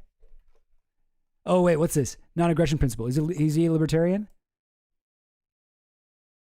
Yeah, this guy seems like a libertarian. Oh, he's talking about Waco? Ruby Ridge and Waco? Okay, yeah, this guy's like militia movement, If he's not part of InfoWars, what's this? Wikipedia for Jim Bell say. An American crypto anarchist who created the idea of arranging for anonymously sponsored assassination payments via the internet, which he called assassination politics. Very cool. He was imprisoned on felony charges of tax evasion in 1997. Wow, in 2001, Wired called him one of the internet's most famous essayists and the world's most notorious crypto convict. This guy was getting imprisoned for tax evasion in 1997. This guy's OG militia movement. Yeah, that's why he's talking about Ruby Ridge and stuff. Waco. Wow. Okay. Yeah. No. This guy. Okay. Was he on InfoWars? Don't see anything on there. Alex Jones. That's nuts. Anyway, cool. Very fun. Flash Gith does Elon. What's that? Flash Gith is so fun. They're Warhammer. What do you want? What's that mean? Flagshiss? Or was it Flash Gith? Should I search that? Flash Gith. Spelled it wrong. Flashlight? I don't know what you mean. Or Flash Gits? Flash Gits, maybe. Flash Gits. Oh, it's like a cartoon show? Oh, is this what you're saying? I should play a cartoon? I wouldn't mind playing our cartoons. Flash Gits. Oh, do they animate on Flash? Or I guess, nobody animates on Flash anymore, but maybe they used to. Cool. I don't know. I haven't seen any of these. Oh, is it what's it called? Warhammer theme thing? Okay. Oh, is this footage from when Elon Musk tried to join the furry community? Was that the cool cosplay he wanted to wear? That looks like him. Something he'd wear. Cool. Okay, I don't know. Gang, I think I'm going to call it a day. We'll call it a bit of an early stream. I'll see you guys on Sunday. And remember, we are doing Sunday streams only for the time being because Chill Goblin's got to get some stuff out too. All right, not just extra Chill Goblin. We got to get it out on both. But please, thank you for watching. That doesn't make sense. But thank you for watching. Please like the video, subscribe if you're not subscribed. Watch all my shorter clips. Help me make this channel into something. You can subscribe to me. You can follow me at Chill Goblin on Twitter, Patreon, YouTube, Extra Chill Goblin here. Join the Gobcord. Hit up the link in the description. And the other stuff I say, Means TV and whatnot. Gang, it's time for the flow. Any preview of the new main channel video? We'll do. Yeah, we will. I'll do that, I'm sure, at some point. But I don't got nothing to show you guys right now. I just haven't worked on it in a while. I'm devoting all my time to this channel, which is, I don't know. It takes a surprisingly long amount of time to prepare 3 or 4 things to watch twice a week. You know, you wouldn't think it would, but anyway, gang, we outie. I wanted to air this because I got sent this and I saw this and I watched most of it. I didn't see it all this morning. It's like 30 minutes long, but I watched part of it. And the guy's saying he's criticizing me because you do that, you don't get banned by the algorithm. And he's just one server coming on the waves we created. So he pretty much gets it. I thought it was entertaining and informative. He's also got a pretty ridiculous name, Extra Chill Goblin. We always like goblin jokes. I don't know why. I made goblin jokes years ago that became super viral, so whatever. Yeah. I'll air that. So here's Extra Chill Goblin, and then Harrison Smith takes over. Here it is. Extra Chill Goblin. He pretty much gets it dirty. He's also got a pretty ridiculous name. Extra Chill Goblin Vomit, Slop, and Blood. I thought it was entertaining and informative. He's got a goblin guide charging into a goblin's nest I don't want to see him kissing goblins. I just don't want to catch him in bed with a goblin. Literal vampire belly goblins are hobbling around coming after us. Extra chill goblin.